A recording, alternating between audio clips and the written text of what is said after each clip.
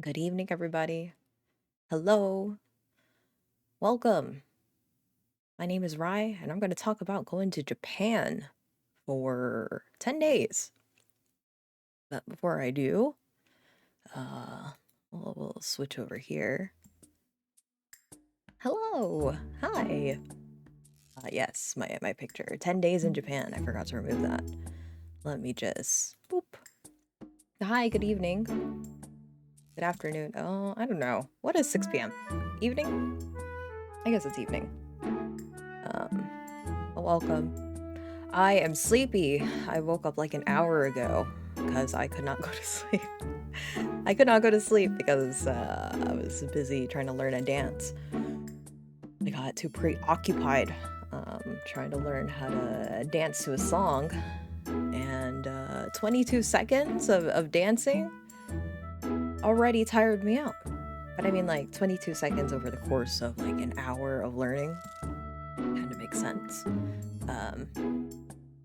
Yeah, I'm hoping to get the dance down at least. That'll be pretty nice. So, how are you guys? Happy Friday. I hope Friday's treating you well.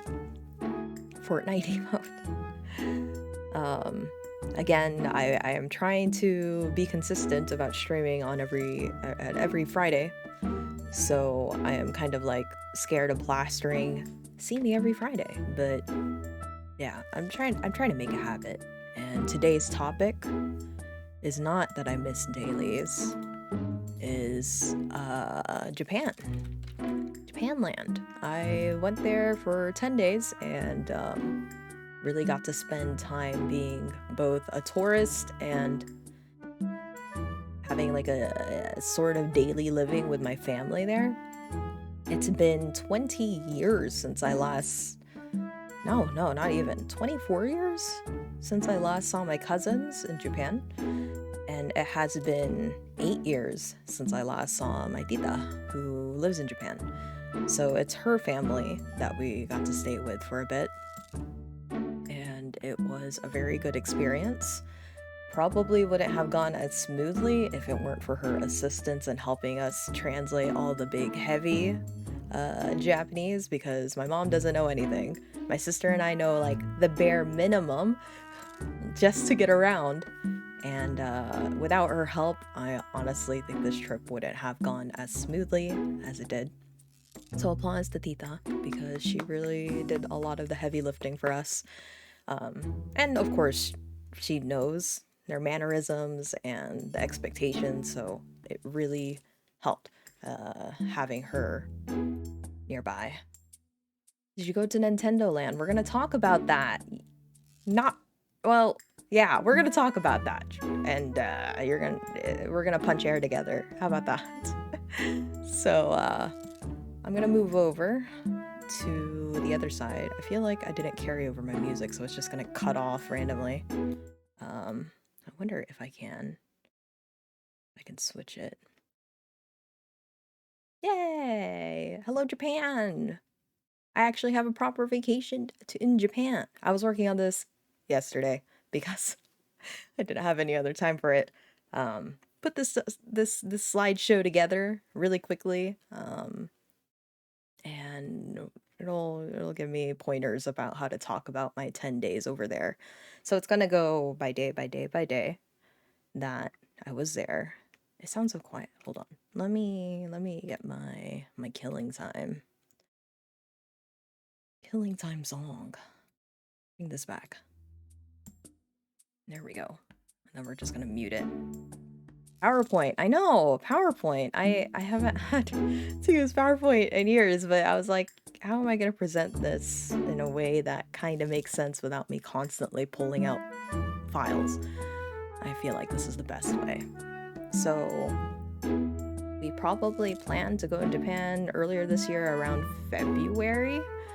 My mom had a switch of feelings, and she was like, you know what, never mind, we're going on a vacation again this year. Originally she was like, we're not gonna go on a vacation, I'm gonna put my money into something else. And I was like, all right, yeah, we'll put our money into our project that we're doing back home in the Philippines. And then maybe a week later she dials back on it and goes, no, never mind, I want to go on a vacation after all. And I'm like, all right, mother, where do you want to go? And we got a choice between the Netherlands and Japan.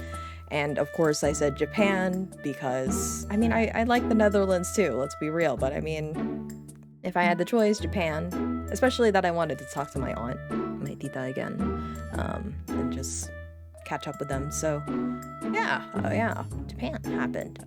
So it was it was actually a very short notice compared to all our other trips. Usually with our other trips, we plan it 5 or 6 months ahead of time in other regions. But this time we really had like a very short preparation time. It wasn't bad though, because of course by now we kind of developed a routine of how to prepare for trips. So preparation wasn't so bad, but it was definitely a lot shorter than we usually do. And really it was, of course, getting plane tickets, figuring out our hotels. For sure, we knew that we needed a hotel in Tokyo and Osaka. And then we also needed, of course, our transportation. My mom really likes these tour buses. So she usually, whenever we go to different areas or different countries, she tries to find a tour bus for us to take.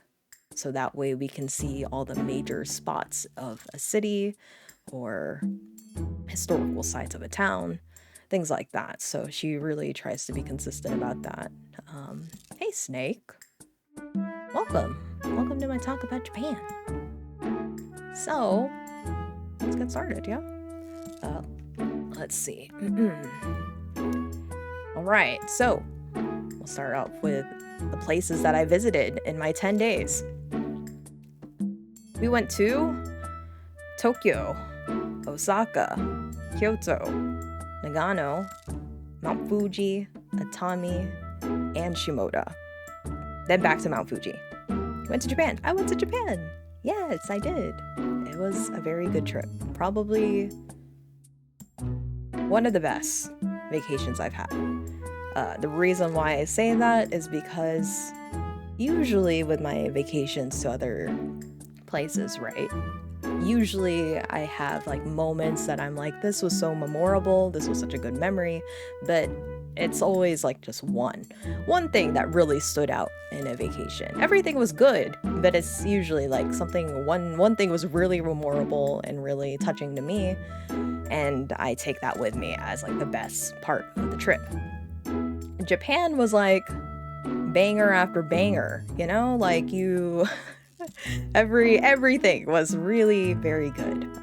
Even if it wasn't the best outcome for certain things, we were still able to make the most of it, and it was enjoyable. So even if things did not go our way, we managed to do things that were fun and still a good time. So I am surprised about how well this trip went, considering how many things I was like, oh, this could be an issue, but whatever, it's okay. We'll get through it. We'll figure it out. And the vibes were very good. Being able to hang out with my family was very good. So I do not have like a moment in there where I'd say it was a low point, which is fresh because usually in some of my vacations, sometimes there is a low point. But I mean, the worst low point was not even that bad. So I can't complain. This is like Rosalina telling story times while Luma's, oh, everybody gather around. We're gonna have at least like 2 hours talking about Japan. So of course we flew into Narita, which is right next to Tokyo, an hour-ish away from Tokyo. So flew in there, and then from Tokyo, pretty much the order that I have listed here is the places that we hit up. So we'll talk about it one by one, and I've also designated the days depending on where we were at too. Now I will say, I was surprised that we managed to go to Atami and Shimoda. Those two were like the two places I was not expecting, especially Atami. I was like, wow, I'm just living my video game dreams, I guess. So day 1, Tokyo, Narita. We flew in, met my aunt at the airport because she wanted to meet us there. It was kind of funny because we kind of agreed to like meet in the meeting place, but then my tita and my mom start calling each other, and they're all like, where are you? I don't know, where are you? I'm near a place with the bamboos. Oh, okay, so you're outside? Yeah, no, I'm not outside, but I see bamboos. And then literally, you know, it's like one of those things where you just walk past each other. I was looking out for her when we walked out into the, into the meeting area, but I did not see her. And it's also been like 8 years since I last saw her too, so I wasn't sure if she looked a lot different compared to what I knew back then. So it was I did not spot her, and eventually I kind of was just like, you guys stay here, I'll go find her. And literally right when I walk in, I see her like talking on her phone, talking in Filipino, going, I don't know where you guys are at, I don't see you, I'm standing right here. And I'm like, that's Tita. And there she is. But she's adorable. Still very cute mannerisms. When when I first really got to talk to her 8 years ago. Yeah. But she looks different for sure. So I remember when we were at the airport, my mom and my aunt were talking, and they were like, okay, let's go get our JR rail passes. So the rail passes are for us to ride on the trains, the Shinkansen and the JR trains, right? So I'm literally standing around with all of our luggage, waiting, just like, okay, well, what's going on? It's been almost like an hour and a half. Where are you guys? Eventually, my sister goes downstairs after showing me, okay, like the Five Nights at Freddy's trailer dropped right when we were in Tokyo, okay, right when we landed.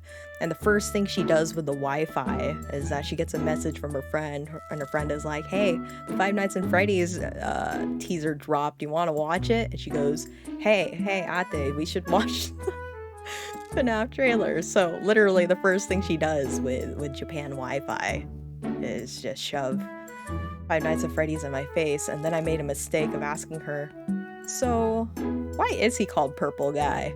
And yeah, at least 30 minutes of that time waiting was just listening to her gush about Five Nights at Freddy's. And we've decided, lore bombed? Quite seriously. I mean, this isn't the first time. I knew it was a mistake. Right when it came out of my mouth, I was like, shucks, I can't stop it. It's just gonna keep going. And then I made an agreement with her that if she watches Barbie with me, I would watch Five Nights at Freddy's with her. And I guess that's happening. That's happening. I am a little bit excited about the movie though. There's so many movies that I'm looking forward to this year. The first one is the Mario movie. And then the second one is of course Barbie. And then Five Nights at Freddy's. So I'm pretty happy that there's a lot of movies to look forward to this year. What else? Oh, yeah, by the way, I guess during the flight over to Japan, I watched the first 5 episodes. Maybe I shouldn't have watched it on the plane, but I watched the first 5 episodes of Game of Thrones because Sunshine Girl was like, hey, you should watch Game of Thrones. And I'm like, you know what? Fine. I'll give it a shot. I'm stuck in an airplane for 10 hours. I might as well. And then on the trip back, spoilers, I end up finishing the Game of Thrones, and that was an experience. So I'm like, okay, well, I experienced Game of Thrones, I guess. But anyway, so Shinkansen to Tokyo, pretty much from Narita to Tokyo Station. We rode the bullet train, and that bullet train was nice. Now, I guess like some information for you. I knew about the different trains in Japan, but I couldn't tell you the differences, not until now. So I am going to talk a little bit about the trains a little bit too, because I really had to learn how to use them and differentiate between them, because it was kind of confusing. The reason why I was waiting so long in the airport is because those rail passes, my aunt and my mom were literally in line at the airport for an hour and a half just to get all of our rail passes. And my mom ended up getting like a 7-day rail pass. You know what? I really should have taken a picture, because that's actually one thing that I forgot to do. But I should have taken a picture of our rail passes so that way you guys could see what they really look like. But the 7-day rail pass was really helpful for us to get into any train station. So there is these little kiosks, like these little gates that you have to scan in. A lot of the people that live in Japan have it on their phones, and they're able to like preload it, so they just tap it in there and go. And it was kind of overwhelming at first. A little overwhelming, a little like amusing. Like watching these people go through these gates like koi, like fish, or not koi, like carp. Up a river or something. It was interesting just watching them just flow. And then when somebody like messes up at some point, everybody in the back just kind of backs up and like pauses for a bit, going, what's happening? And then immediately just about faces and goes to the next lane, like without after that moment of hesitation, right? Um, Kind of felt bad whenever we would randomly clog it up because we don't know what we're doing, but it was an experience trying to get through there really quickly because these people, they're going in fast. And then like because we landed on a work night, I was also surprised, not really surprised, but it was like really the nightlife in Tokyo is so vibrant and so busy still. I did not expect to see that many business office people still walking around hustling it like they're late for work. And they're not probably, but they're probably late for their train. That's a possibility. But there was still so many like office workers still so active in Tokyo Station. Of course, it's Tokyo Station, right? Another thing is Tokyo Station's huge. So when we first ended up being there, like we landed, trying to navigate with all of our luggage was kind of a rough time because my mom and my tita aren't as strong. So my sister and I really had to haul the luggages up and down these stairs when we couldn't find an elevator. As much as possible, we tried to take an elevator because these were heavy luggages. But yeah, it was kind of rough trying to navigate through there because it's massive. The signs, of course, I'm still trying to acclimate to figure out how to read them. The nice thing about it is that a lot of the signs in Tokyo have English, Korean, and Indonesian, I believe, on their signs. So it was kind of nice. It was easier to navigate, but at the same time trying to figure out what these signs are saying to me is what was really important. But by the time we hit Tokyo Station, it was like, all right, let's just go ahead and take a taxi to our hotel. There's like another thing about Tokyo Station too. Oh yeah. So the reason why I had to really learn the different trains and our passes and analyze our passes is because I had figured that my aunt, I guess I assumed that my aunt had a better understanding of the train stations and the train passes and everything. She did not. Apparently, she just really gets around by bus. Never really took the trains or the subways or any of the Shinkansens before, so she really had to learn along with us, and I kind of felt bad because later on, at some point, she just starts apologizing to me a lot. And I'm like, it's okay. We're learning together. It's fine. We can learn together. Don't apologize for not knowing. But now you know. So there is multiple times like we end up having like an issue with the passes because we would read the passes wrong, or our assumptions of the passes would not work. Like originally we thought that we would use our what do you call it? Our like seat numbers, our prepared seat numbers in order for us to take it. And those wouldn't accept it. For us, it was the 7-day pass with the QR code on there. And that one, even though my mom was like, maybe we shouldn't have gotten it, I'm like, no, it's good that we did because it allowed us to go through a bunch of train stations without issue and just randomly pick up a train. Now I see the value of the 7-day rail pass, but before it was kind of confusing trying to differentiate between them. But for us, those 7-day rail passes were available for us because we're foreigners. The reason why we ran into issues is because my tita, she's not a foreigner. She is actually a Japanese citizen. So what it is that she had to get separate passes from us that were very different. And the assigned seats that she would get with us would not work as a pass for her to go through the gates in the train station. So we actually had to always get like a separate thing for her just to enter. And I feel like it's a little more confusing like talking about it, but for sure now I kind of know the differences and would be able to show people the differences if we were there, assuming that I still remembered. But she was baffled a lot, had to talk with the information desk quite a bit too to figure out the differences. And then even then she kind of was still confused, but the more that she started feeding me information, the more I was able to pick out, okay, so this is why this is happening. But perhaps we were just using the wrong rail pass for her, or it was not enough for her to scan in with those things, and we had to be putting in a certain one, a certain ticket, a specific ticket for her to pass through, rather than just all of those, because she was confused about a lot of that.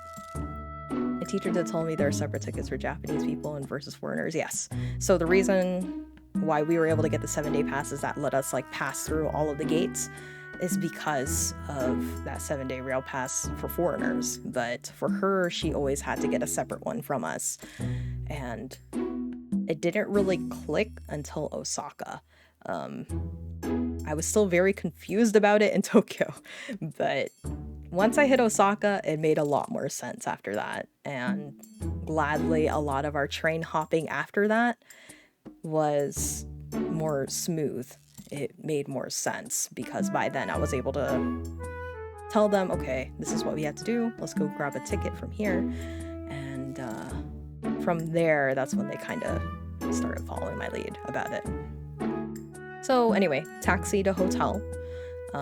Our hotel was located in Roppongi Hills area, and it was a nice hotel, pretty decent. When we walked in, there was a bunch of like meetings happening because where we were at, it looks like they host a lot of conferences and meetings for foreigners and Japanese people all in there. So it was just kind of weird navigating to it. Like the taxi driver knew where it was, but then I guess I'm not used to the small alleyways in Tokyo. So whenever he would turn into these small alleyways, I'm like, huh, can they actually drive here?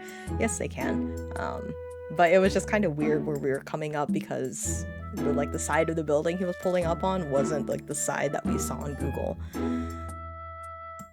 The rail pass is awesome, well worth it if you are a foreigner. Correct. And maybe I'll talk about that a little bit more about why I feel like that's, well, I guess as we talk throughout the days, you'll see why that 7-day rail pass is so handy. I wish we did have more time to explore the stations a bit more, because the stations have like a lot of stores and like eating or shopping areas and things like that, but our 10 days were packed. Like I'm realizing now how busy all of our days were that we really couldn't just sit around a lot of the times and just enjoy the area. If we had like a full 2 weeks, maybe it wouldn't be so bad. But it was pretty packed. My teacher also complained about the price difference between the two. Yeah, my aunt, my tita did the same. She was like, whoa, these are so expensive, let me pay for this. And my mom and my tita were always fighting about who should pay for things. And I mean, usually there was a lot of give or take between the two, but towards the end of the trip, there was a lot of like, no, I'll pay. No, I'm the boss now, let me pay. So yeah, the prices, I honestly do not know. I was not with them when they were buying the tickets because I was with all the luggage upstairs and they had to go to a different floor in order to get them. But I believe it. From what they said, these were very expensive tickets, especially that they got the reserve seats. There is reserve seats in the Shinkansen or the bullet trains. There's reserve seats and then there is unreserved seats. So honestly, we could have just gotten the 7-day rail pass and stuck with the unreserved seats, but it's good that we got reserved seats because then it kind of made more sense about where we should go. Rather than having the freedom. Now that I know, I understand a little bit better that I could have just gone for the unreserved seats and not have worried about having to go to the correct car. Of course, there is certain cars that you have to go into. I think 1 to 5 with the cars are the unreserved one. Anything between 6 to 13, I believe, is reserved. So, yeah. I'll show like a picture of the stations later on too, so that way it kind of is a little bit better. But anyway, the pictures here are the two on the left are Tokyo Station at night. We arrived at 7 p.m. in the evening, took a taxi to the hotel. By then we were all pooped, tired. My sister really had to use the restroom, and then we were like, well, we haven't eaten anything this whole entire time. We're pretty tired. So, I knew when I was looking up ahead of time that there was a 7-Eleven nearby our hotel, and I told them, I was like, yeah, I can go to the 7-Eleven. And they didn't want me to go alone, so we ended up picking up a bunch of snacks. Their 7-Eleven is really nice. I am surprised about their little mini bakery. I say surprised, but not really. But their mini bakery is really, really good. There's a lot of options, a lot of like bento boxes you could pick up. So on here, Slurpee, yeah, no Slurpees, no Slurpees. Iced coffee, there's a lot of iced coffee, lattes. But my mom is a huge fan of bakery goods, so she literally bought everything that she saw, which is fine. We were able to eat most of it. They have like bibimbap as like a snack that you could get there. My sister only want eggs, so I picked up like an omelet for her, but their omelets are sweet. They're sweet tasting omelets. And I picked up some onigiri, like some orange sodas, just because I wanted something a little bit more, with a little bit more kick to wake me up, so that way we could start unpacking and settling down a little bit better. The dango, that was the taste of it was not bad. It was good. It's very, very sweet and very, very chewy, and I don't think it was good for my jaw to be chewing on that, but I mean, it was good. But it's just so sweet. I probably ate like 2 of them and then went, ooh, this is really sweet. So I could probably only get through like half of them a day, and it was kind of brutal. I didn't want to waste it though, so I ended up finishing it, but it's really sweet. I had to just drink it with water. What else? There is like cream puffs in there. There's like the little buns on top. That one is just like straight up like shopao, except without the meat inside. That's interesting. Since the flavor isn't the sweet one. Yeah, no, this one is, it's sweet. It's very sweet. It's usually advertised as a savory flavor. Yeah, because I mean it had like a touch of soy sauce, but it's sweet and caramelized, you know, like the syrup is caramelized. So I found it very sweet. And I mean, I'm sure that every single bakery good that we got had like 30 grams of sugar, but oh well, whatever. I'm on vacation. I don't care. We also bought like my mom forks and spoons because I know she doesn't want to use chopsticks. She can't use chopsticks for the life of her. But then every single time we go out, she would be like, oh no, they only offer chopsticks here? And we're like, we bought you forks and spoons to use it, and you didn't bring it. But she just stubbornly does not bring it. So eventually she starts learning, but it's so late in the trip that she starts trying to use it. So anyway, we slept for the rest of the day, and that's day one. Day one was hectic in the sense of trying to make sure all our luggage is brought along with us, but it was good.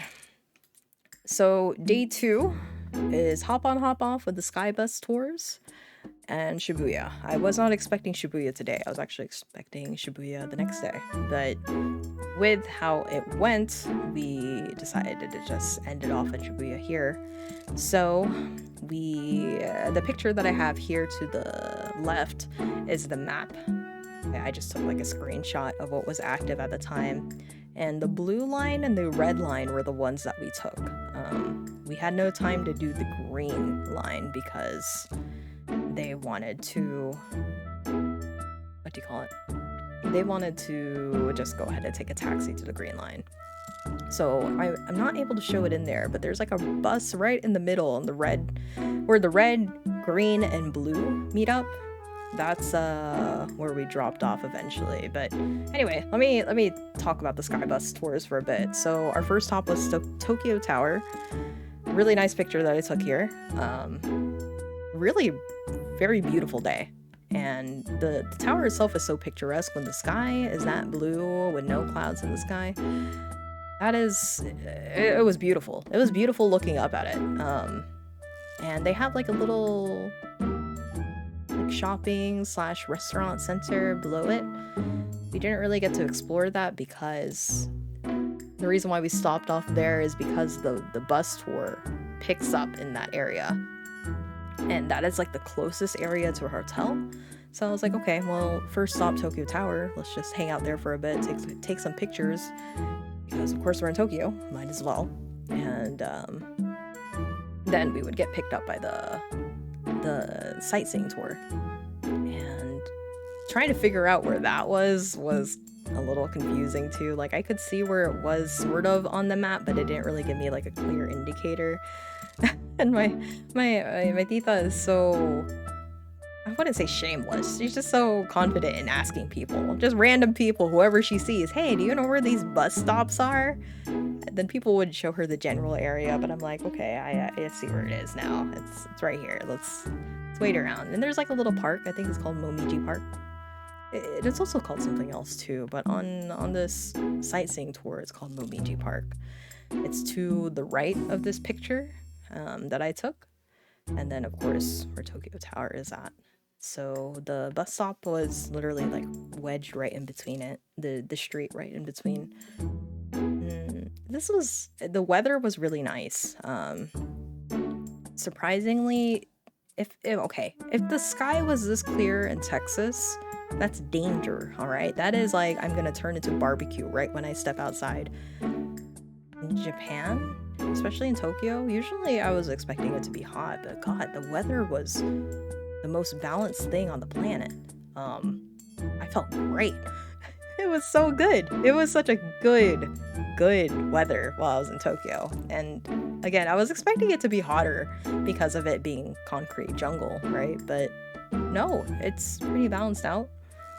The other thing that I realized with this trip is that there's so much green in their city as well, which if I were to go to my downtown, there is some green, but not to the extent of where I feel like nothing compared to Tokyo. I know Tokyo is huge too, but like there is a lot of pockets of green within their city. That's very nice. So yeah, we just waited for the bus to pick up at Tokyo Tower, and then we took the blue line first, which is going through Tokyo Bay. The bus stop has like these earphones that the bus tour has like these earphones that they give you, and there's like this lady talking to you as you go through the different areas of the town. And it's like, if you look to the left, this is so and so and so and so, and they tell you like a brief history about it, and then it moves on. So Blue Line really takes you through Tokyo Bay area, shows you the Rainbow Bridge, the city alongside the bay. And then when we went up to the Red Line, that one went through like Ginza. Wait, no, Blue Line went through Ginza, but then Red Line went through like Akihabara, Asakusa, and a lot of the Skytree area. So a bunch of those areas up north. Again, I wish I took the Shibuya route too, but with the time that we were going for and with the way that my mom and my tita were kind of formulating things, they're like, nah, let's not take the green line. And I'm like, okay, whatever. So things that I've already said. Tokyo Bay, the picture that I took up there to the left, upper left, that one is the Rainbow Bridge. So we were able to go on top of that, go into those little islands that were at the bay. And the reason why they call that Rainbow Bridge is because at night it would light up into different colors of like the rainbow. So you would see it turn blue, green, etc., etc. Of course, we went during the day, so we could not see that, but that's why they call it that.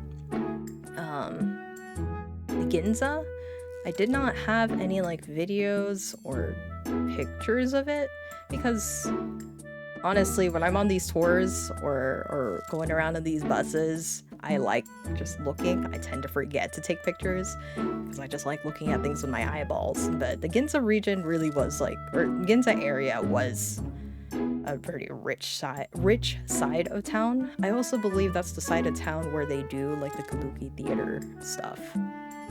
We did pass by a Kabuki theater. It had a really like grand looking picture, or no picture, grand looking like design. Ginza Ritzy. Yes, yes. Like you could tell it's the rich side of town too. But because it was a work day, majority of the people that were like walking around there were of course like office workers. Asakusa was also like another one that kind of stood out to me because it was like a more traditional side of town. I believe after we left Tokyo, it was it was like some sort of festival was being held after we left, and it was in the Asakusa area, so pretty much parades would be happening through there. The streets would be full, while the people are dressed up in traditional garb doing like, you know, dances and chants and things like that. But by then we weren't in town. I just remember turning on the TV later on and watching like a news clip about them celebrating in Asakusa. And then of course Akihabara, which golly, I'm so I think I dodged a bullet, guys. I'll be real. I dodged a bullet because I'm looking through there and I'm just like, oh no. Oh, that looks dangerous. I'm glad. Because originally the plan was my mom was like, hey, we have a free day on the 19th. Where do you want to go? I know you really like weeb stuff, so pretty much, right? And she's like, there's a lot of things up there that you would like, and I'm just like listening to her with like, you know, that emoji where your teeth are like together and you're like, ooh, oh, I don't know about that. Like I do want to go there, I really do, but at the same time it's like I'd rather go somewhere else if I had the opportunity as well. Because anime stuff, I mean, it's fun, it's nice, but I'd rather see Japan, I guess. So my free day was actually Shibuya. I picked Shibuya instead, which I'm so happy. Thank God.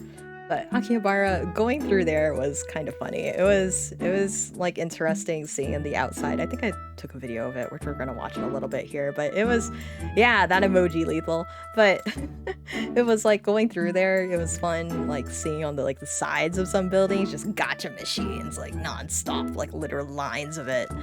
Akiba is like the dirty weed town. There are cleaner weed places to go. But I mean, it was cool. It was really cool seeing the place. So let me see what these videos are. Give me one moment.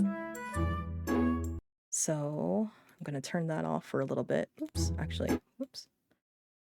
So I'm gonna look for the video 121308. Now, apologies if it's loud, but we're gonna watch some videos that I took of the places that I got to see on the bus ride.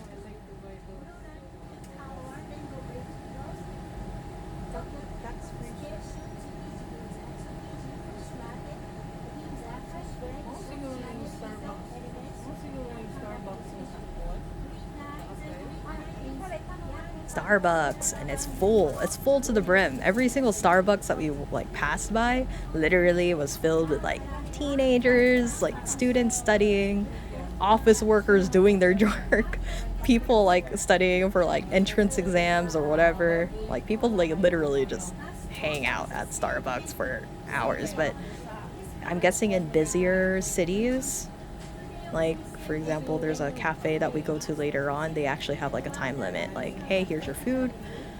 Here's a card, and this card would give you like designated hours for you to stay. So typically they would give you like an hour and a half, and after that you should be out of here. And I'm guessing it's like a trust system. Like, these are the hours that we're giving you to stay inside our establishment. Please leave after that. But I'm guessing it's like an honor thing, right? That you honor those hours. And we were pretty good about that, except towards the end.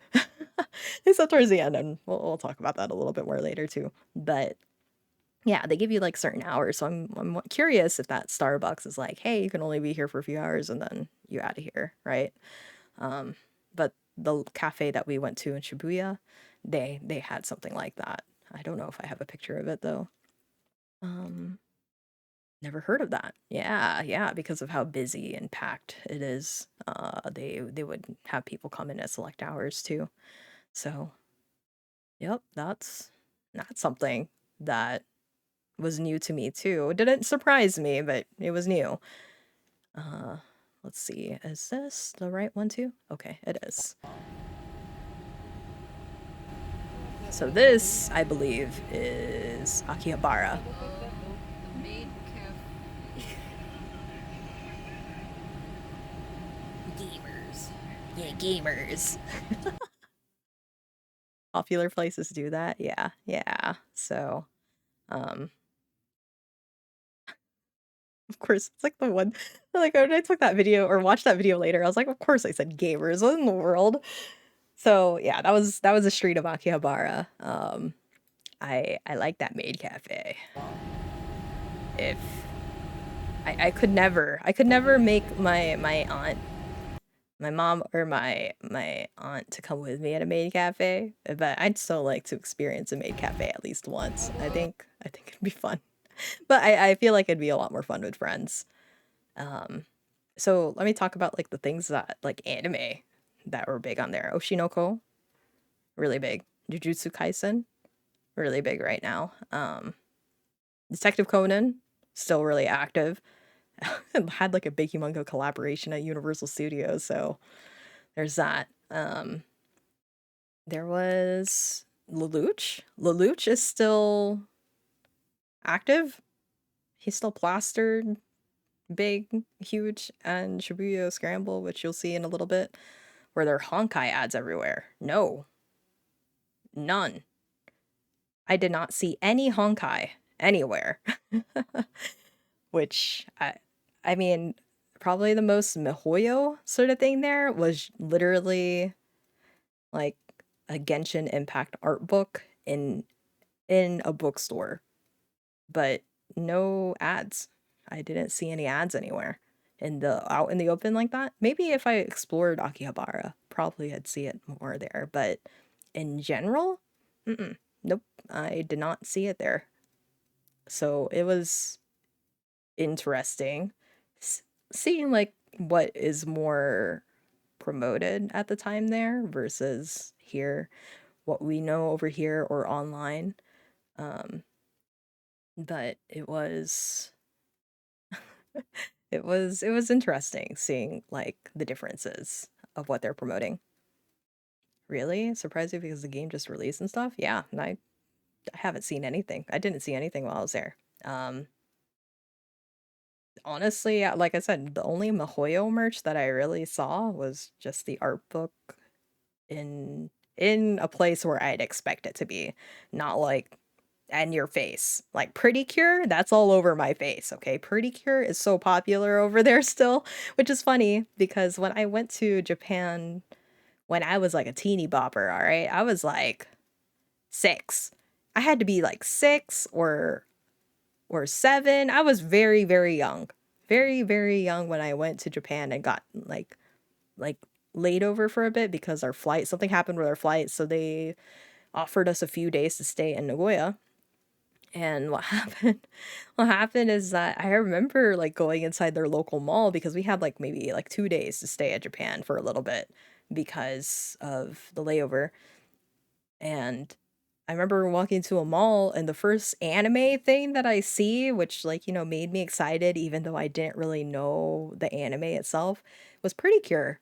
And Pretty Cure was like I think it was on I don't know which season, second, third, roughly. But I mean, the girl was like, I was watching the anime overseas, and then I see all the Pretty Cure stuff in Japan. I'm like, wow, okay, it's so popular here, and still to this day, Pretty Cure is still one of the first things that I see in Japan.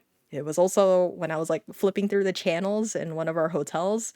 I also ended up just watching a few minutes of a Pretty Cure episode. It's very popular, super popular over there. Disney is also very popular in Japan. Disney is like celebrating like a 100 something. I'm not 100% sure what it is. It's like a 100 year-ish celebration.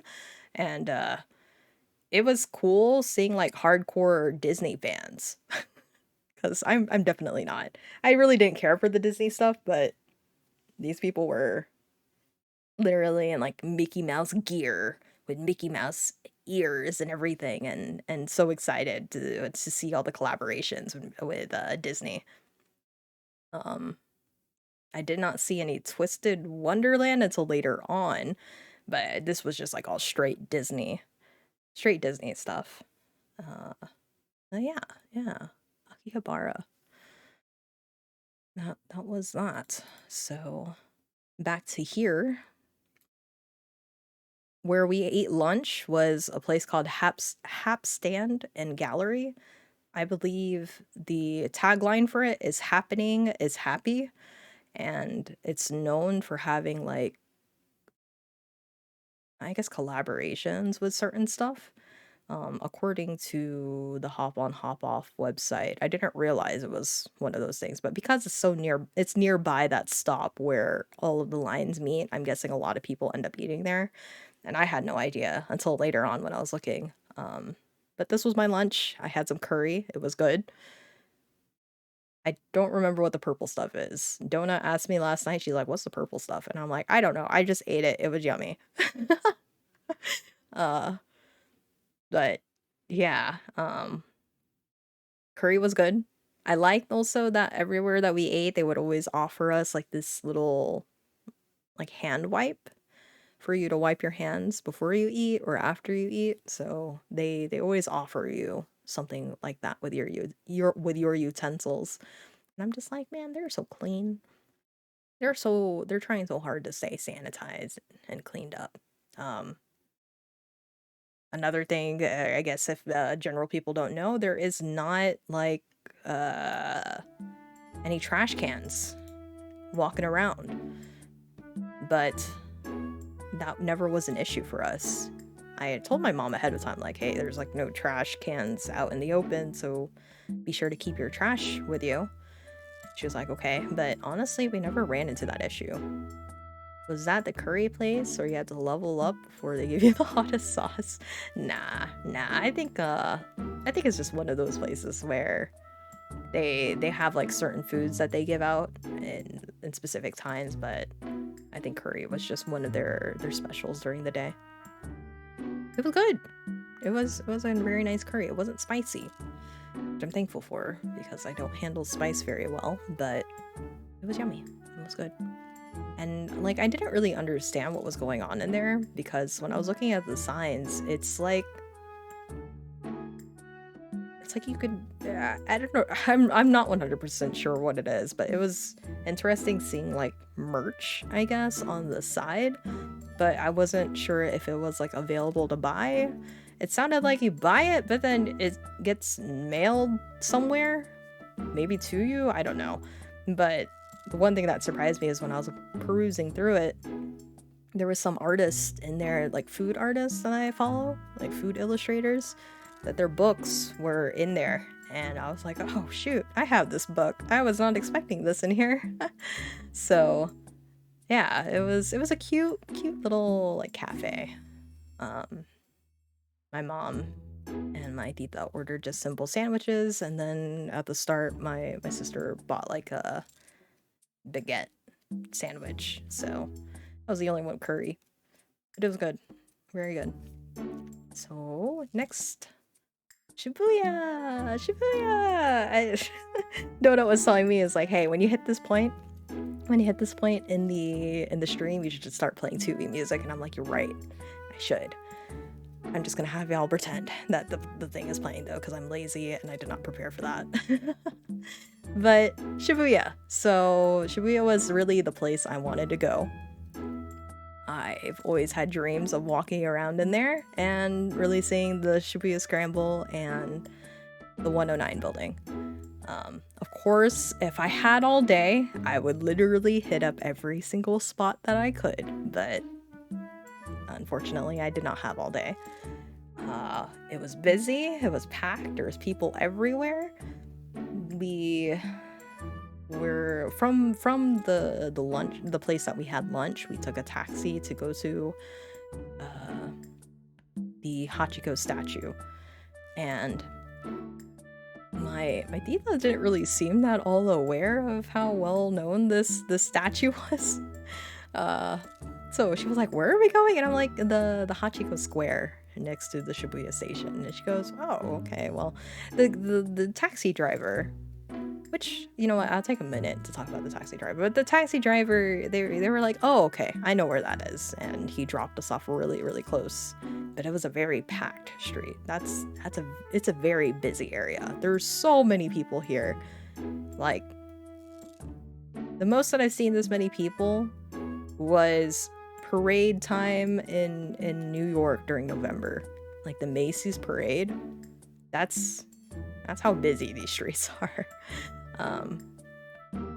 And yeah, my aunt didn't really seem to know this area too well either, but I was like, "Nah, I got this. I played The World Ends With You. I know where everything's at." But the orientation is different, of course. The orientation is very different. It's kind of like more from right to left rather than up and down. In terms of like map orientation. But taxi drivers, let me talk about them for a little bit too. The taxi drivers are very nice. A lot of them are very willing to talk, especially if you know, or if you have somebody with you that can converse in Japanese. Of course, that makes sense. But like a lot of them are very friendly, open to start a conversation. There was one that asked me like, "Hey, what's your favorite Japanese food that's that you've tried?" And I told him tonkatsu. And he's like, "Oh, I love that too." But what our tita was telling us is that these taxi drivers are so willing to have a conversation because they're so happy to have a patron or a passenger with them. I know my way through this place. I played it through a video game before. Absolutely, yes. And you know what the crazy part is? It actually is true. Which is why, that's part of the reason why I was like, "Oh shoot, this is like legit though." Like they weren't lying. I mean, yeah, everything was like skewed and super stylized, but then the streets, they are actually accurate. The streets are actually accurate. Like, I'm like, this is Dogenzaka Street, and then I look on here and I'm like, "Oh, it actually is. It straight up is," because I don't see any signs. I guess that's the one thing about Japan that I didn't pick up on, is that street signs, I have no idea where they'd be. They're not listed, or I don't see like a clear like, "Hey, this is so and so street," right? There's nothing like that. But vibes alone, I'm just like, "Oh yeah. Oh yeah. This is definitely Dogenzaka," because all it was is food, just food. And I'm like, there's no way mom and tita are here because they wanted to go shopping, and they're like, "Oh, we'll just keep walking to the right, or sorry, to the left over here, and we won't like deviate from the street." Literally, my sister and I, we tried to catch up to them because we separated from them for a little bit just to check out a place, and and they weren't there. And I was like looking at my sister, I'm like, "There's no way they walk this far. We're literally in the heart of Dogenzaka right now, and there's no way they walk this far because there's no shopping in here. It's all food." And then my sister realized that. She's like, "Yeah, you're right." And this whole entire time we've been texting my mom, trying to call her. She's not picking up, and we're like, "Okay, well, let's just go back to the 109 building. At least they know where that is." But yeah, no, the game is accurate, guys. I'm not even kidding. I wish like, a little part of me is like, yeah, they exaggerated a few things here and there. The only thing they exaggerated was looks. Everything else is actually accurate. It's genuinely accurate. But yeah, Hachiko statue, I wanted to point out that well, later on, I realized that like the thing has a halo. I don't know if you guys can see that blue halo going on, but it was only like way late that I noticed that it had that. And I'm checking out my mom and my sister's pictures of the same picture because we all took it at the same time, like roughly around the same time. Like, do you guys have like this light around him? And my sister is all no. And so now we kind of make jokes that either I'm blessed or I'm cursed. I'm not 100% sure, but I'd like to think I'm blessed. Hachiko statue blessed me, gave me a halo when they took the picture. Super proud that I'm here. It's almost like an achievement. Like I took a picture of an achievement or something. I thought it was an AR effect. No, I just took like a straight picture. And all the other pictures I took, of course, are fine. But yeah, it was just shining like that. And I'm like, oh, okay. So headcanon, I'm blessed by the Hachiko statue. I did not rub it. I don't think they encourage to rub it anymore. So that poor thing was copper before, and now it's just like a doo-doo color, but he's still a good boy. And it's also cool really seeing all the people sit around it. Literally, people are chilling around there, just hanging out, and it was so refreshing. Where my tita's like, what's here? Why is everybody standing here in line for something? Or why are they all chilling out here? And I'm like, it's Hachiko Square. It blessed you for playing Neo Tui. That's right. So if you want a halo around your Hachiko, you gotta play Tui, and then it'll recognize your hard work, and it will give you also a halo. But the middle picture was really like where my heart really fluttered. Okay, my heart fluttered, absolutely fluttered when I was just like, oh man, I'm here. It's when it hit me. I was like, I'm in Tokyo. This is so cool. This is so cool. And then I don't know. Do you see my cursor? I think you do. Here is Saseido. Saseido is like a little tiny, well-known bookstore, but a lot of the floors are kind of closed. The day that we went, I just know the basement is where all the weebs go because that's where all the manga and the art books and the comics are at. And then the top floor is like legitimate books, but it's very, very, very small.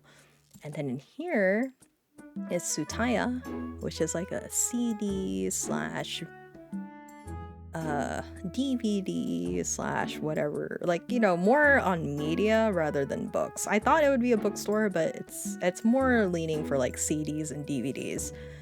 I kind of have a little sad story about that, but it's okay. I'm just happy to have laid eyes on it, but I don't know. Do I have like other pictures? Oh, here we go. So Saseido, and like I said, Lelouch. Lelouch is still pretty big. Oshinoko with the IKEA in the back. To the right of this is the Tsutaya. And yeah, back to the 109 building. So let me talk about, oh shoot, no, go back. Stop it. Let me go back to Tsutaya real quick. Yeah, well, I guess we could do it here. So Tsutaya, that one was interesting because when we walked in, this was kind of when we separated from my tita and my mom, and we wanted to check out the bookstores because they were kind of tired of walking so much, and I was like, okay, you guys can take a break here. I'm gonna go. I'm gonna go and check things out because I'm here. I need to. I don't care if my feet hurt by the end of the day. I really need to check these places out. So my sister and I, we started wandering into the bookstores, and then Tsutaya. Tsutaya was interesting because right when we walked in, there's like a humongo collaboration happening with like the local boy band, like local J-pop band. Okay, like I think they're called Snowmen. I don't remember. I think like their album had something to do with snow, and they're all these pretty boys, and it was kind of fun to watch like these girl fans like take pictures of their pictures on the wall, and then like, you know, do selfies with their like full body like cardboard cutouts and everything.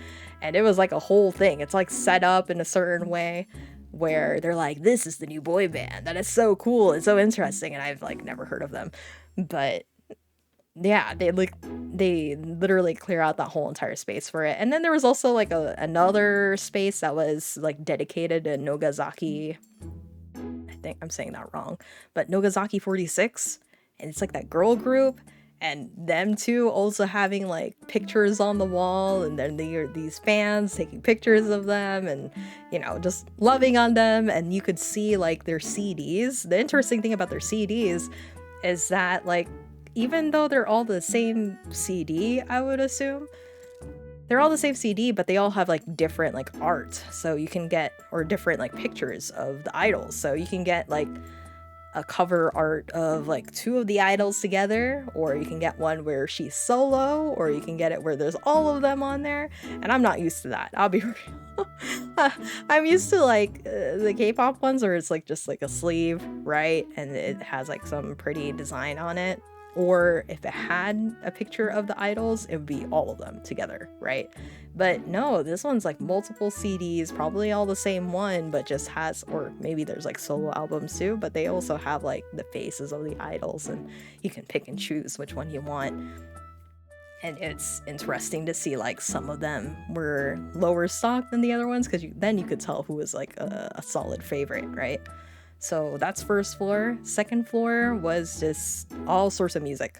All music from super old to super new. Third floor was... No, sorry. Second floor was DVDs, I believe. Lots of DVDs. Western, Japanese, anything. Old, new, didn't matter. Then third floor was CDs, and this is where we started noticing we could buy things, right? Like stuff that we were more familiarized with, and we're like, okay, let's look around and see. The first place that we ended up perusing through was, there was like an anime section that was secluded, or not secluded, but like that was kind of like on the side over here. So my sister and I were looking through it, and I'm really bad at reading. I can talk, I can converse, but I'm really bad at reading. But, like the weeb sixth sense of, hey, I know something is in here, and I just have to really look. I have to look at the styles, and I'd be able to recognize it, right? First thing I pull out is Hype Mike. Because I'm like, I know it's here. I know Hype Mike is in here. And then I pull it out, I show it to my sister, she's like, oh, I need to get it. I think we bought like all of the Hype Mike stuff on there, but it was really cheap. They were like $5, so... My sister, the ones that she grabbed were really like Badass Temple, and the other one, I forgot what they're called. It's the guy with the long hair, the doctor. Her favorite voice actor who voices Aizen in the Japanese dub. But she ended up getting like her favorite groups out of like the Hype Mike stuff that we grabbed, and I was like, yeah, nice. And so then I started thinking, oh shoot, I wonder if they have NU'EST stuff in here, because NU'EST released albums only in Japan, and I don't think I could buy them anymore. So I started like hurriedly looking around, trying to look for NU'EST. I did find NU'EST, literally grabbed all their CDs. I was like, yes! But later on, we find out that the NU'EST CDs, the ones that I grabbed, they're only for rent. I cannot buy them.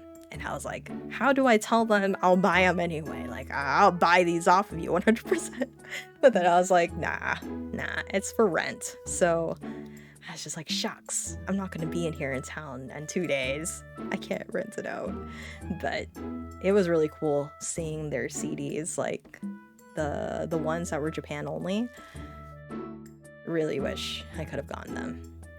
And then like throughout the trip, whenever we would hit up like a place that had CDs or DVDs or like a book off, I tried to look for NU'EST albums, but none. They would not appear, and I was very, very sad. I mean, there are like other K-pop groups too, but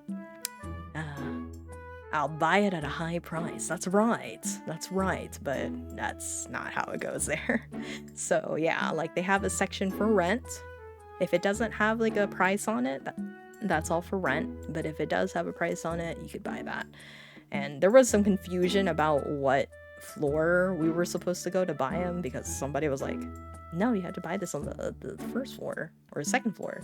And then we go downstairs and they're like, no, no, no, you're supposed to buy that on the third floor. And we're like, okay, we'll go back up. So yeah. But we managed to get the hype mic stuff for my sister, and she was very happy about that. So that's a story about Tsutaya, but I guess I was more touched about how much of the fan mentality, the J-pop fan mentality there is. It's cute. It's cute. It's interesting. Very, very different from what I'm used to. Cause I mean, I've been like a K-pop, J-pop fan for a while, but I wouldn't say I was like hardcore or like super crazy about it. But seeing these people be so passionate about their idols, it was my first time really seeing it truly, like, very much in person. So I can see why it's huge over there, how they perpetuate that type of culture, with the way that they did their promotions and ads and I guess collaboration with Tsutaya. It makes sense. It makes sense of like the hype of joining in whenever they do those type of collaborations and whatnot. And I would see that again with some anime. I think Blue Lock had like a collaboration in Osaka that we got a viewpoint on. I don't know exactly what they had to do, but I would see people walking around with their bags and I'm like, wow, this place is so out of the way, but people who really like this anime or idol or whatever will really go out of their way to do these collaborations and whatnot. And when I was talking about it with my sister later on, I was thinking to myself, I kind of wish we had that in America, but America's just too big. And if it were to do something like that, it'd probably be New York and Los Angeles, because that's usually how it goes. So yeah, things like that. You can't really see it here, but this is called like Excelsior Cafe. Excelsior Cafe. This is where my mom and my tita were having their cafe drinks, and where they had like that time limit of how long they could stay there. We let them rest there because their feet was already hurting, and I was like, okay. So my sister's dream was to go into a Don Quixote. If you guys do not know what a Don Quixote is, it is literally like a vertical Walmart, except loud and colorful and straight into your face with prices and lights like blinding you everywhere you look. I would say if you are very sensitive to a lot of like inputs, I guess, like what do you call it? Like sensations. If it bothers you getting hit in all of your senses all at once, then maybe be wary when you walk into a Don Quixote. But I feel like everybody should walk into a Don Quixote at least once. Potential nightmare? Maybe. Not just a Don Quixote, it's a mega donkey. Yeah, a mega donkey. So what it is that, like, yeah, there's like so many mega, like the donkeys that we would pass by in every city. It was huge. They're all huge, massive. Even the one near my tita's hometown, that one's huge too. I wish we could visit that one too, but we just didn't have any time. Overstimulated. There you go. Too many stimulations. If that's something that bugs you, like if you get overstimulated easily, probably be wary about going into a mega donkey, because that one can be very, like, it's a lot. Let me see where the video is for it, because I did take a video just so you guys can have a better idea of how this is. Oh no, did I? 144953. I have that one. I guess I didn't have. Give me one moment. Oh, I took the same one. Never mind. Okay, well, I'm too lazy to look for it now. Unfortunately, we do not have 1442934, but we do have 144953. Hopefully it is one of them. So I'm gonna read this down. Help me find like a cute cooking utensil.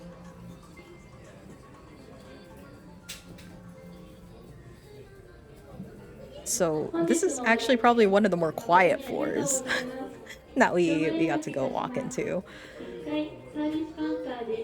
There was like one floor that is literally right when you walk into it, it just starts blaring in your face like this cutesy sounding song, and I'm like, wow, I am getting hit in all of my senses right now.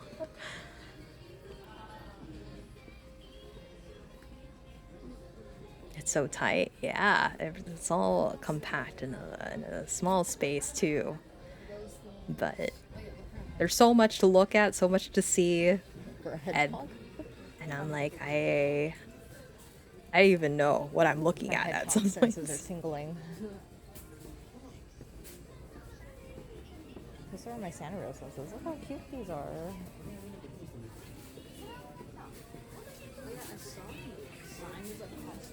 I'm gonna put chocolate. What? I like how that's the first thing you notice. Wow. Ooh, you want to dress up like a maid? There's probably some nudity. Every day is great at your Junes. Yeah, pretty much. No, I did not pick up a maid outfit. Maybe I should have. I don't know. I'm thinking about it. I'm thinking about it now. I don't know. Maybe I should have.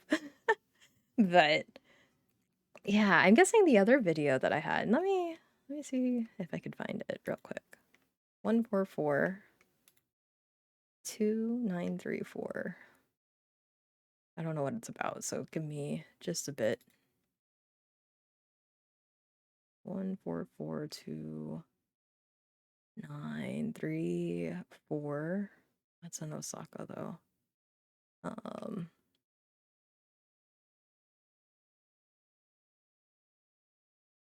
So that was one of the floors. And then if you turn the corner from where I'm at, it's the 18 plus section. And it is like curtained off. It says like a straight up 18 plus on there. And I'm like, I'm kind of scared of walking in there. I guess I'm not going to. But it's so weird just seeing that like so close, right out in the open, nearby the kids area. I'm like, huh, okay. All right. Oh, never mind. I feel like this is necessary. Um, okay, good. At least there's a curtain. Yeah, it's a curtain and it's just straight 18 plus on there, but it made me laugh. So I do want you guys to see this video. I feel like you guys should see this video. It's probably going to be loud though for a moment. I apologize if it's very, very loud when I pop it in here. And it's probably not even going to be straight. So give me like a minute just to fix it.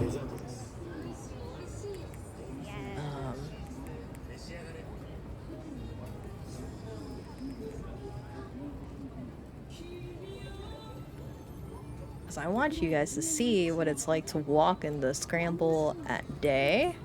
So this is during the day, just walking the scramble. And it's so cool just watching everybody just pour into the street.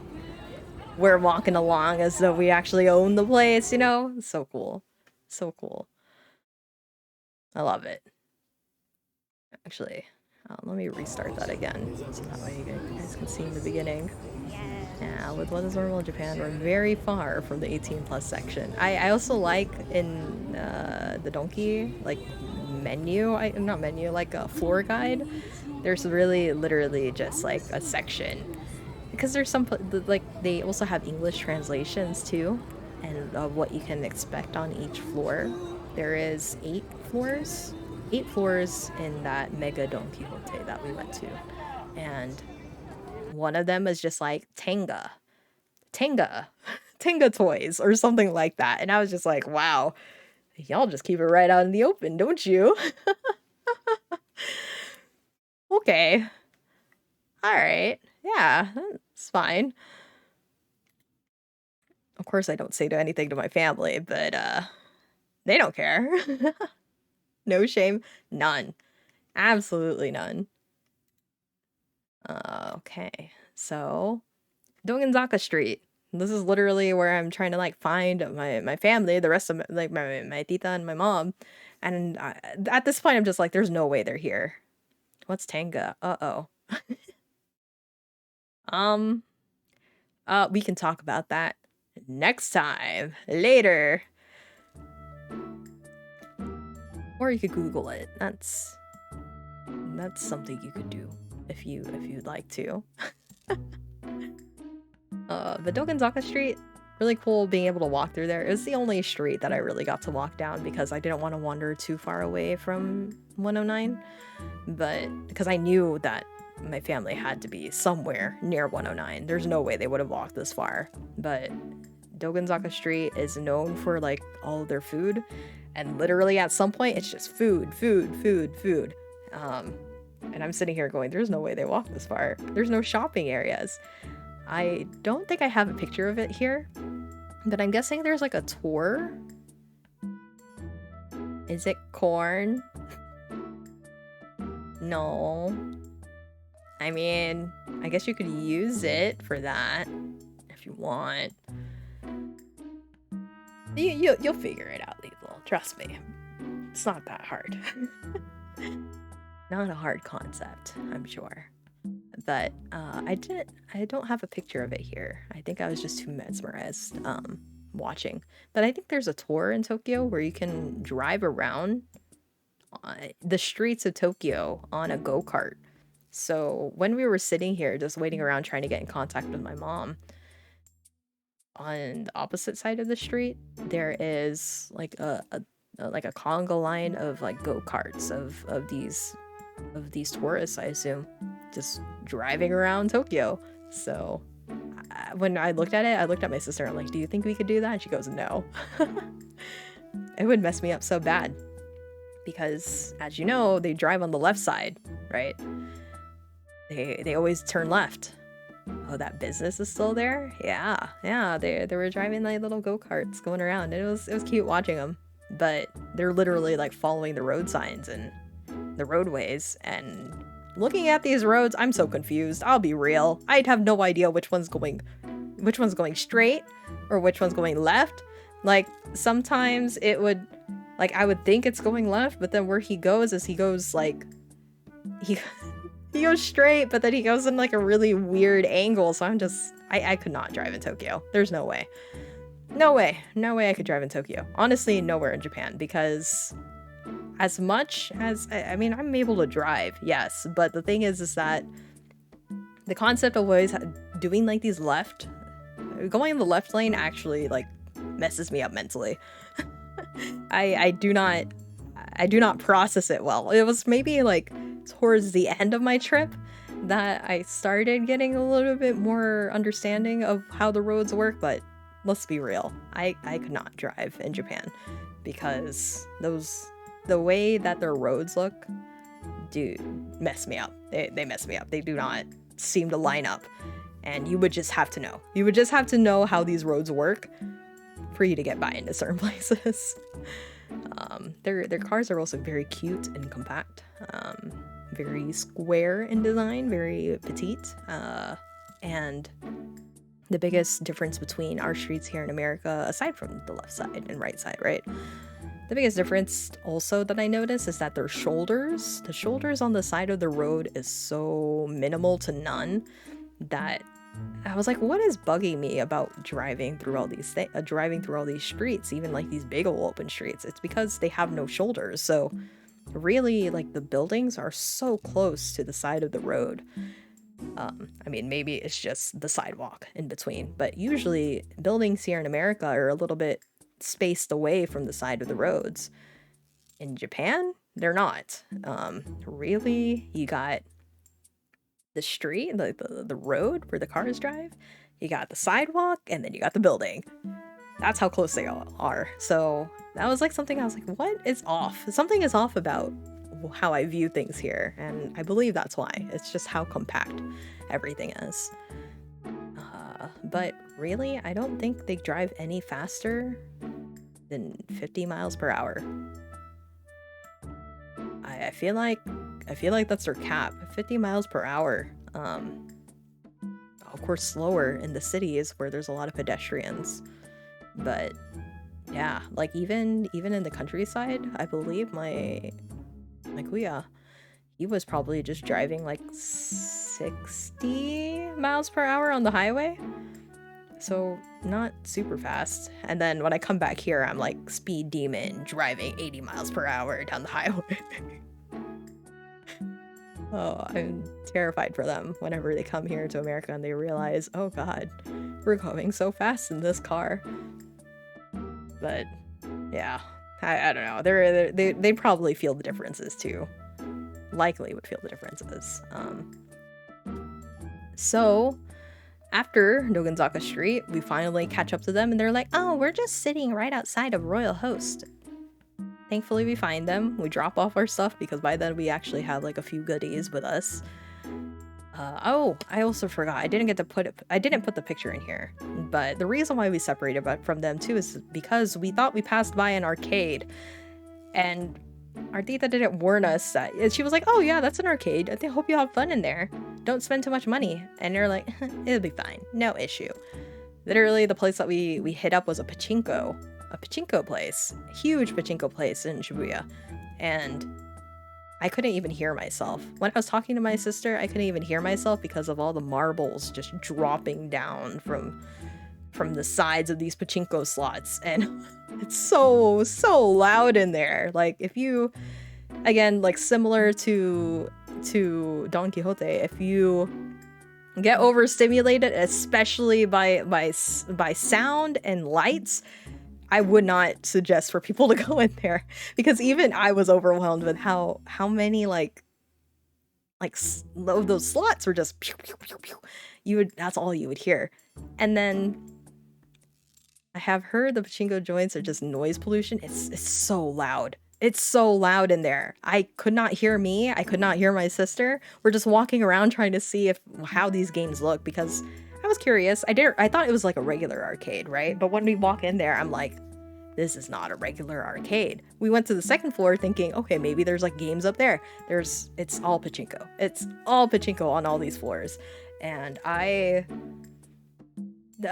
a little while, my sister and I were kind of watching because we're not sure how these pachinko slots work. Literally, the people are just staying there. And there's like one person we were watching, right? He's like, he's laying back, legs like out. He has his phone in one hand and another hand on the pachinko slot, and he's not even looking at like whatever is going on the screen, which is like some sort of anime, probably like Evangelion or something, right? And my sister and I are trying to analyze what they're doing to play in here. Like, we didn't understand what the goal of the pachinko was, but we also didn't care enough to figure out. So like by that point we were kind of like, this is really loud, and honestly we're not interested, so let's just go. And that's when we tried to go find them again and stick with the road that they said they were going up to, which is Nogonzaka Street, and they were not there, so that's why we lost them for a bit too. But it's okay. If you get lost in Shibuya, you can always make your way back to 109.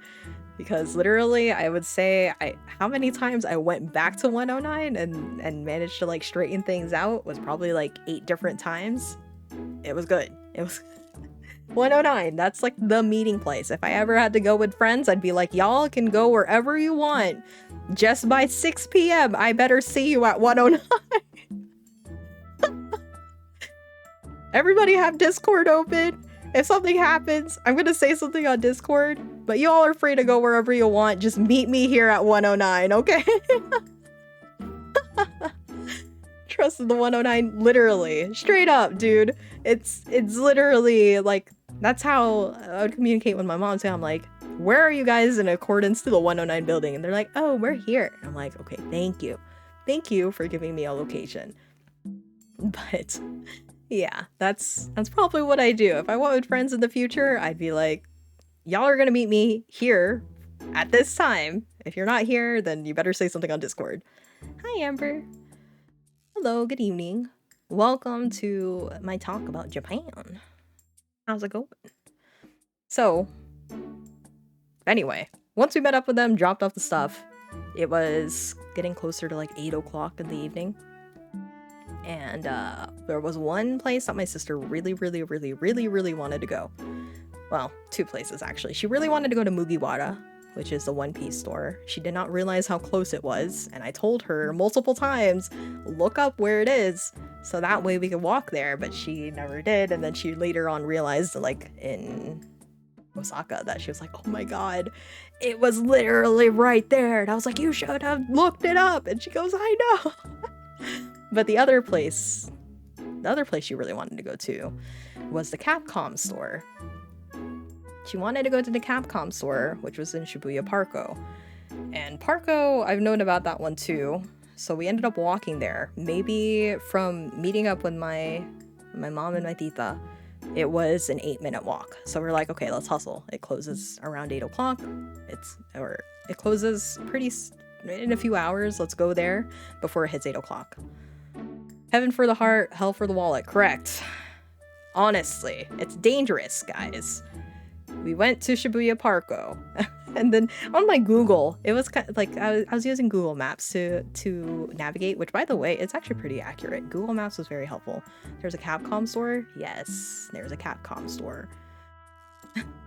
So when we get to Parko, and I'm like, cool, we're at Parko, because I'm a big old TUI nerd, and I'm like, I've only ever seen the front of it. Now I actually see the inside of it. And then I go in here, and it's telling me, Google's like, go to the 4th floor, the fashion district. And we're like, okay, 4th floor.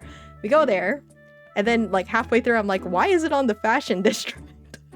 And we get there, it's literally all clothes. And my sister is like desperate at this point. She is like literally a frothing in the mouth kind of desperate. And she's like, no, maybe it's like around the corner. So we go all the way around. And I'm like, oh, it ain't here. And she's like, no, it has to be here somewhere. And so I'm like, okay, let's just go up the floors, see where it might be. I think it was 6th floor? 6th floor. 5th or 6th floor. One of those two. Dangerous, okay, guys? It's dangerous for your heart. It's great for a gamer.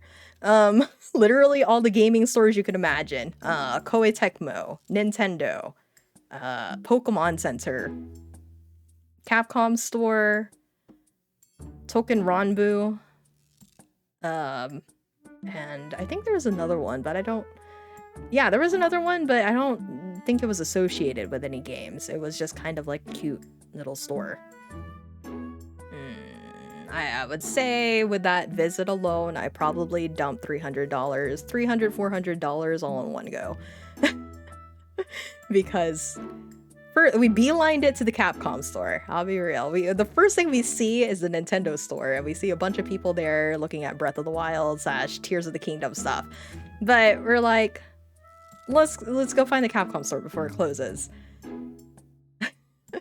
The first thing I see when I walk into the Capcom store is, of course, Ryu. But then I go to the other side, and then I see Monster Hunter stuff. So I'm like, wow, Monster Hunter, great. Because, I mean, I wasn't expecting, like, a big thing about it. Was there Mega Man stuff? There was. There was Mega Man stuff.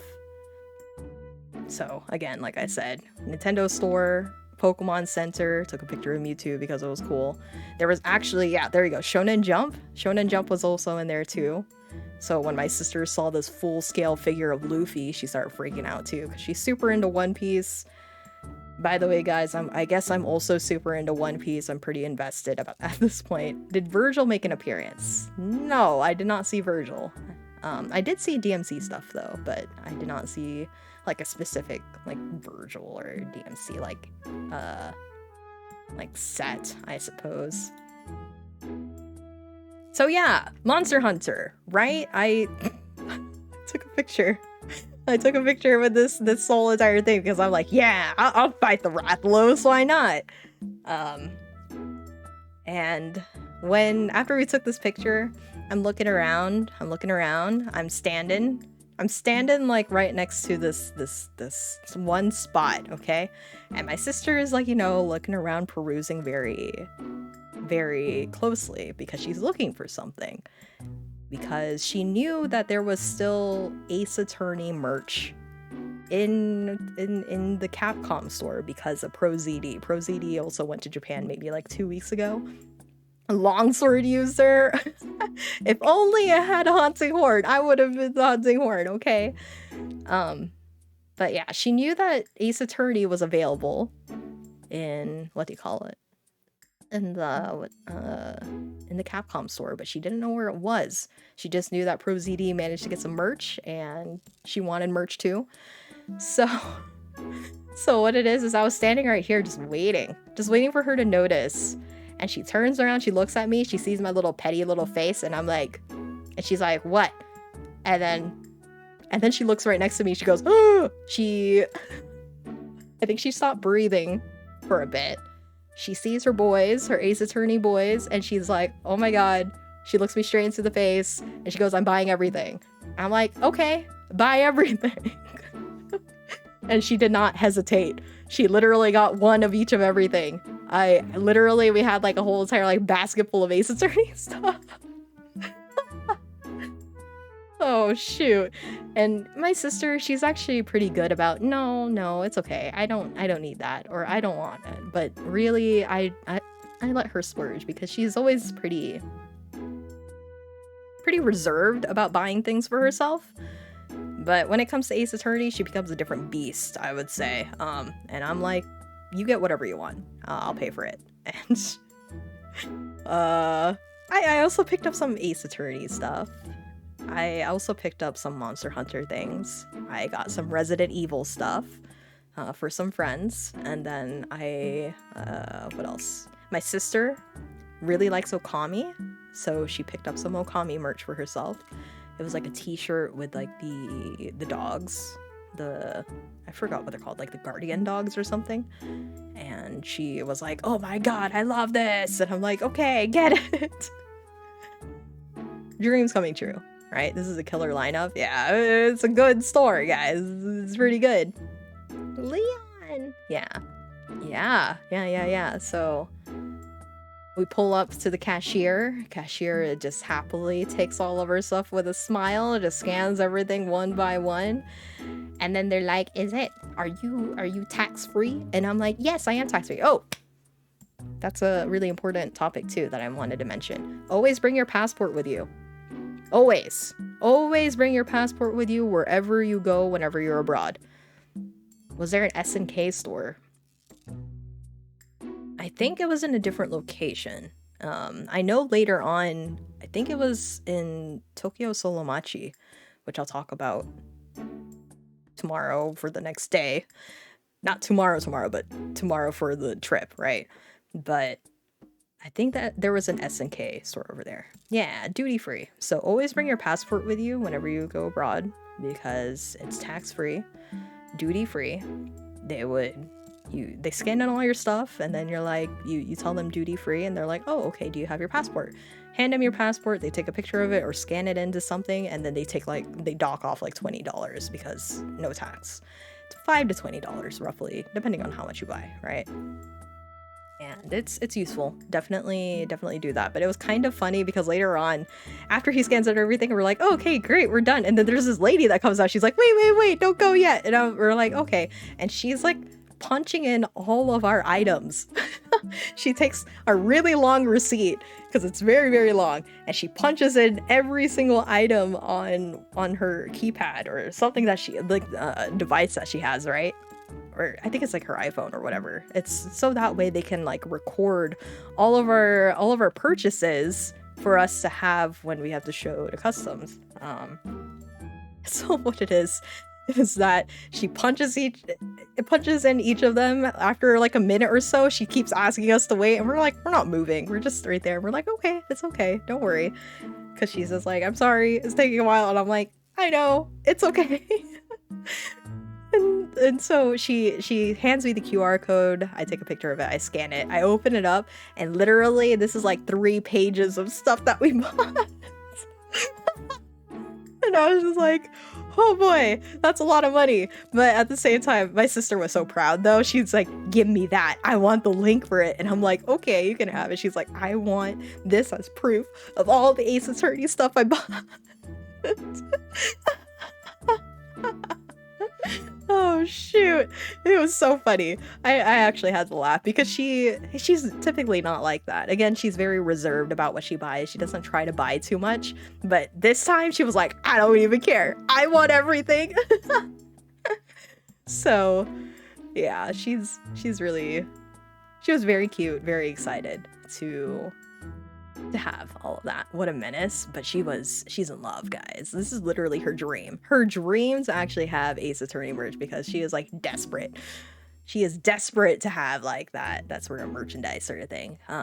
But you know, with her being a One Piece fan, she is eating well, okay? One Piece everywhere. One Piece is like, if there's a time for you to be a One Piece fan, it's like right now because it's everywhere. It's everywhere. It is like you're going to eat well as a fan.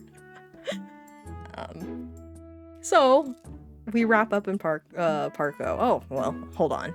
There's other things I'd talk about too. I also dumped a lot of money in the Koei Tecmo store because it was cool that the thing that they were really promoting in the Koei Tecmo store was like this otome, like a really old otome that Koei Tecmo had.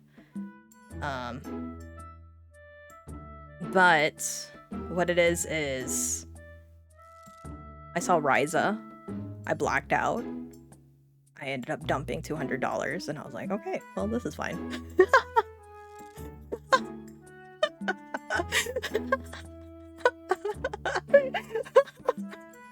and then I walk away and I'm like, okay, I really don't have money for anything anymore. And then like we decide to like go to the Nintendo store and the Pokemon Center and bought a bunch of stuff there too. So I swear, I think we had to have spent like literally that one floor alone, guys. That hour that we were there in Shibuya Parko, have at least $500 on you. Like I had money, and I ended up having to pull out my card because I didn't have any cash on me anymore. So I was like, you know what? Let's just pay by card because it'll be easier. So, yeah, guys. It's dangerous. It's dangerous there. I don't think I picked up anything in the Pokemon or Nintendo store. We just looked around because it was cool. But I knew later on, the next day, we were going to go to Solomachi, and that one also had a Pokemon Center. Maybe we should have picked up stuff in the Nintendo store, but I didn't really see anything that I wanted. But yeah, I blacked out, and next thing I know, I'm just holding a whole entire bundle of Ryza stuff, and then the Koei Tecmo store gave me so many freebies of stuff. They gave me like, what's it called? What is that game that Koei Tecmo has? It's like the equivalent of Warriors, but it's not Samurai Warriors, but it's not. I forgot what it's called. But they gave me a lot of handouts of that. I gave that all Arson because I don't know who these characters are. And then they also gave me like Sexy Lady from Azure Lane. I don't know what to do with these postcards. So if you guys get a Sexy Lady out of nowhere, a postcard, and it has a friendly letter in the back, you know why. Dynasty Warriors? It isn't Dynasty Warriors. It is... Oh my god, I forgot what the game was. Do they have any cool Metroid merch? Probably in the Nintendo store, but I didn't get to spend a lot of time there. Sengoku Basara, yes, that's the game. That's the game that they gave me a bunch of freebies for, and I'm like, I don't know who these characters are. I mean, I do, but it's like at the same time I don't play the game, so I don't really have a lot of like attachment to them. So I handed out the cards too. Good call. Yeah. But I didn't, if I really got to peruse the Nintendo store a little bit more, maybe I would have seen more Metroid stuff. I did see Mega Man, I did see Mega Man in the Capcom store though, but Metroid I don't think I came across. The Pokemon store was pretty cool too, but I don't think we picked up anything until the Pokemon store after. What I was looking for in the Pokemon centers were like a event where you can get something called My Pikachu, where you get like your own personalized Pikachu. But literally the two that I stopped by, and then the one that I was thinking that I could potentially stop by, I don't think any of them had it. So it was a bummer. I was kind of sad about it, but I still picked up some stuff. Just cute little things. Maybe some like stationery and whatnot. So that's Parko. That's the reason why I tweeted that day. I was like, I'm in pain financially. Don't go to Shibuya Parko unless you have money. I need Kirby merch too. Kirby! Yes! The Kirby Cafe later on. But anyway, guys, so for your health, your financial health, don't go into Shibuya Parko unless you're mentally prepared to just lose it all. Like an ungodly size plush would be okay hand. Oh yeah, okay hand. But yeah, Shibuya Parko really made a dent into my money. I was just like, oh no, I have no money. $500 was not enough. But it was good. It was good. My sister was like beaming, like her smile straight across her face. So happy. And I'm very, very happy that she was able to get what she wanted. Of course, the Mugiwara store is something that we probably would like to go back to. But that's you know, hopefully in the future. For dinner, we had ramen. So I actually got to have my good old classic ramen. Negative monies, negative. I'm in the negative. Working extra this month. But it's okay. It's okay. It was worth it. Expensive trip, worth it though. It feels good. Feels good, man. Not enough luggage though. Actually had to bring back an extra luggage. But yeah, that was an issue for us to worry about later because screw it, I'm buying whatever I want, you know? But yeah, that night we had ramen. We found like a small little ramen place in the Dogenzaka area and we just ate there. Really nice. The kiosk, there was like when we entered it's like a small little like in the wall in the whole alley sort of ramen place, and they had like a little kiosk. They're like, you can order here, boop boop boop boop boop, pick whatever we want, and then they would just offer us, or they would just deliver it to us. So really easy, really simple. A lot of the people just kind of left to kept to themselves too. We're probably, if we were in like our own little corner. I got like a melon soda. Wanted to try it out. It's very sweet, but it was good. Good day. And then we went home and gushed all about our merch and all the merch that we got for us and our friends. And then we went to bed and slept like babies. Oh shoot, I forgot. I didn't talk about my toilet in the hotel, right? Is that something I was supposed to talk about? Oh, that's not what I wanted. My toilet. Yeah, I pointed it out. Toilets and bidets. Listen, guys. Every toilet you come across in Japan has a bidet. Has a bidet. Did you eat super fast at the ramen shop? Did people eat super fast? Yeah, they were pretty much in and out. I wasn't really paying attention too much. I just noticed that really there was like people at the booths, and then they would like, you know, eat and then get out of there. For us, I mean, we took our time because we're foreigners. We don't know any better. But they're okay. Not bad. Their toilets though, guys. Every toilet, even out in the boonies, even out in the middle of the mountains, everybody has a bidet.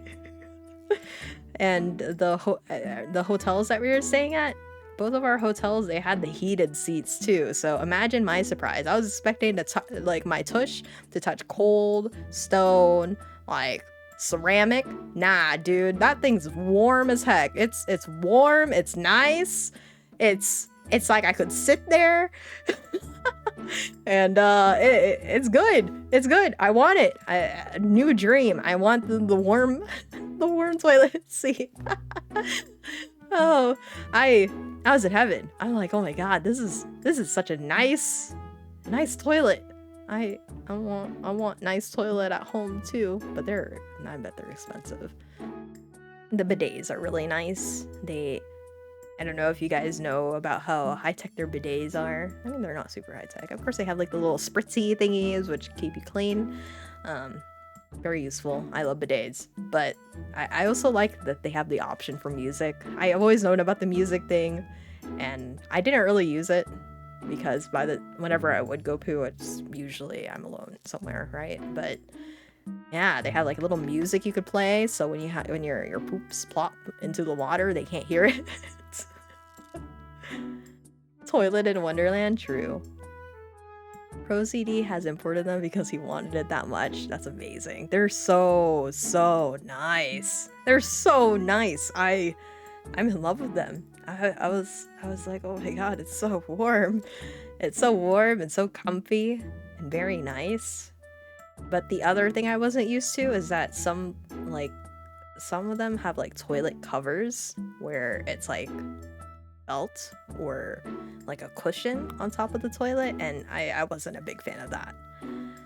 Can you take heavy metal shits? Yes, you can. And nobody would hear it. You would just be in your own in your own private state in the bathroom all by yourself with no worries. It's very nice. Very, very nice. So, yeah, that's the reason why I pointed out the toilets and bidets. I completely glossed over it too because I was busy talking about other stuff, but it's nice. It's very, very nice. All right, so anything else about Shibuya that I wanted to talk about? I would say, yeah, really, my dream really was to go to Shibuya. I really wanted to see the Shibuya Scramble, and I'm very, very happy to have experienced it. Like, I would have never thought anytime soon that I would have been here, so really very happy to have gone there. I believe this video is us walking at night.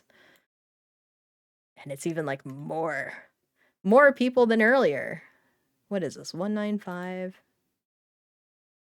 210. Right, here we go. We're crossing that way.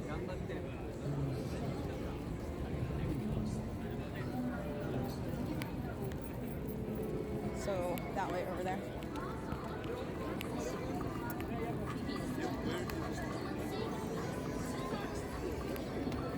And you guys can't really see. I mean, you can kind of see it here, but it's like trying so hard not to run into other people.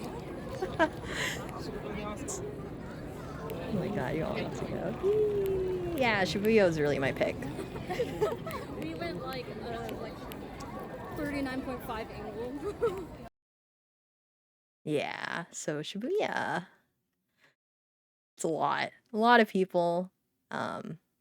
It's not unusual for foreigners to be here. So I feel like if you were to come to Japan, Tokyo is very foreigner friendly. Like, you could navigate pretty well by yourself.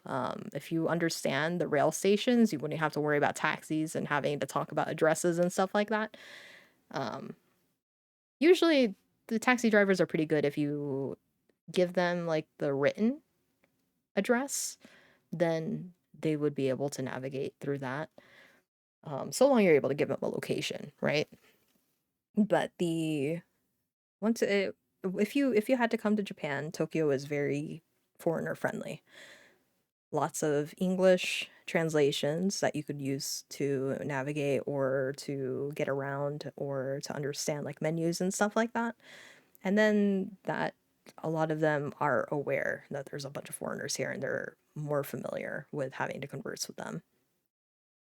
Does the amount of people ever feel overwhelming? I feel like my anxiety would trigger. No. But then again, I don't really have that type of anxiety either. At times you can feel like sardines, but people are pretty good about giving you space. When you're walking through like the scramble, people are also trying hard not to run into each other. But so long you keep your pace, people are pretty good about, making space for you. But there are probably certain situations or certain places where space and cramped places may not be always available. People do kind of like slide by you silently, quietly, trying to go into like whatever tiny space they can just to pass by you. So there are moments like that, but I didn't really experience that a lot in Tokyo. Like, yeah, things are very compact, like the Don Quixote, right? But the thing is, that one, like, people are good about giving you like a walkway or letting you through. They're very polite about it too. So I feel like it was more if like this type of crowd did overwhelm me, my feeling of being so euphoric of being there overwhelms that, I guess. Did you come to Naha? I did not. The videos, at least, outside look really comfy to me. Crowds mess me up too. Don't know why this doesn't look bad. SMG. But yeah, I did not go to Naha.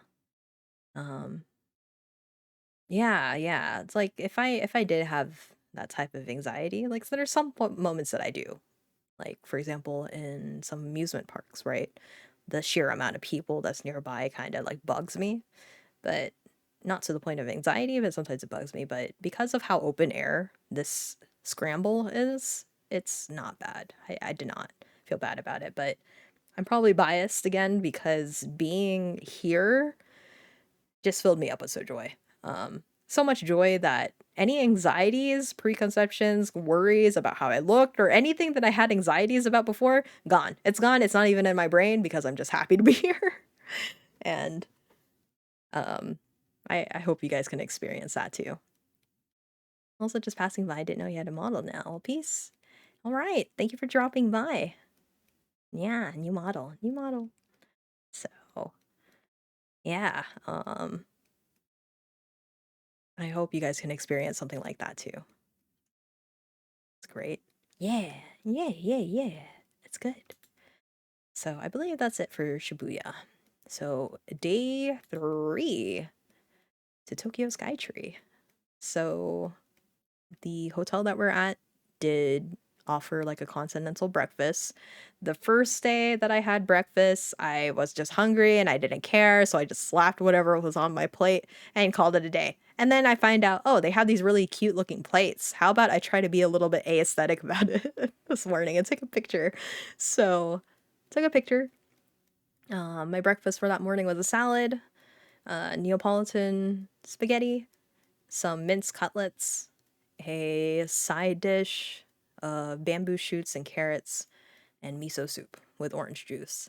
Um, really simple, really simple. And then what I would eat for my sweets, because I always like eating sweets along with it too, was taiyaki.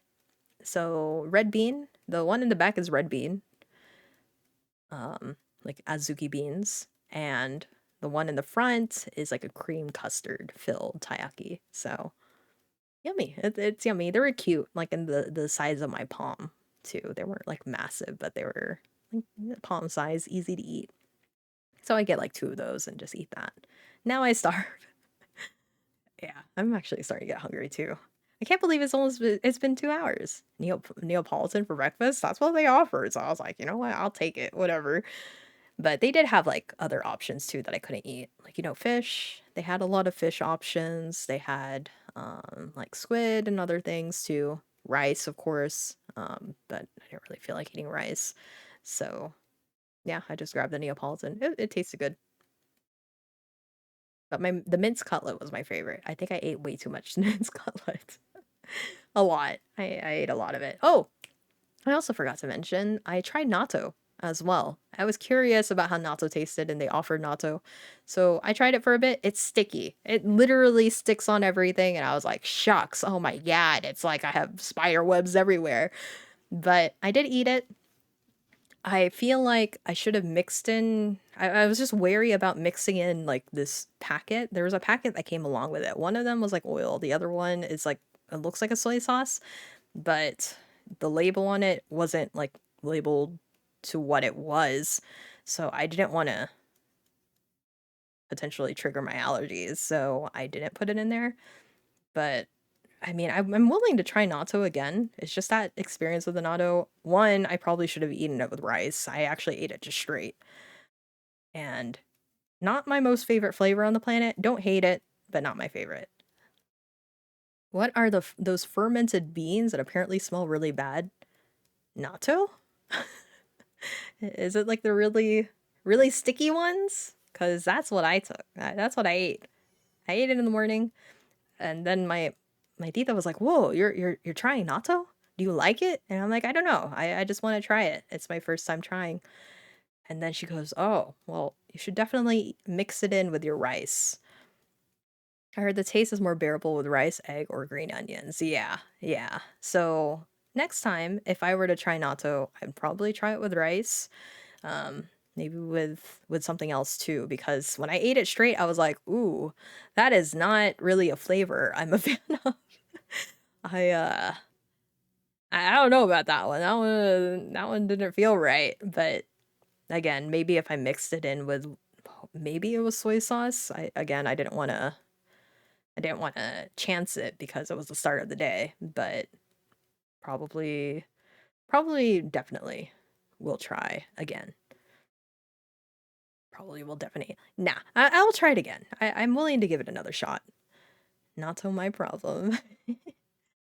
So Tokyo Skytree is located on the north side of Tokyo. It looks like it's celebrating its 11 years. It's 11 years old. So it was having like little like picture events that you could do in the Skytree. Um, we rode the train there. This was actually the day that I really wanted us to figure out how the train station worked because we were having so many issues with that first night that it kind of like steered us away a bit, but I didn't want to be scared. Like I know my mom and my aunt were kind of like very confused about it, but I didn't want that experience to scare us away from using it because we're still using the train in the future too. So I was like, this is the day where we have to figure out how this train station works because if we're gonna have trouble with it, if we're still having trouble with it by the time that we're trying to leave for Osaka, that's an issue. I don't want that to happen. So let's pick a day. And this day was more of like a half day, kind of. We didn't really want to spend too long outside. So this was definitely the day to do it. We slept in a little bit, we woke up late, figured out the train station by this time. By this time I was like, okay, I think I have a better idea of how this worked. And the thing is that there are 3 different sets of trains that you should be aware of. So Shinkansen is all the bullet trains. There's 9 of them. These 9 would go all around the central area of Japan. So take you to all the other big cities like Osaka, Kyoto, Nagano, Nagoya, wherever, right?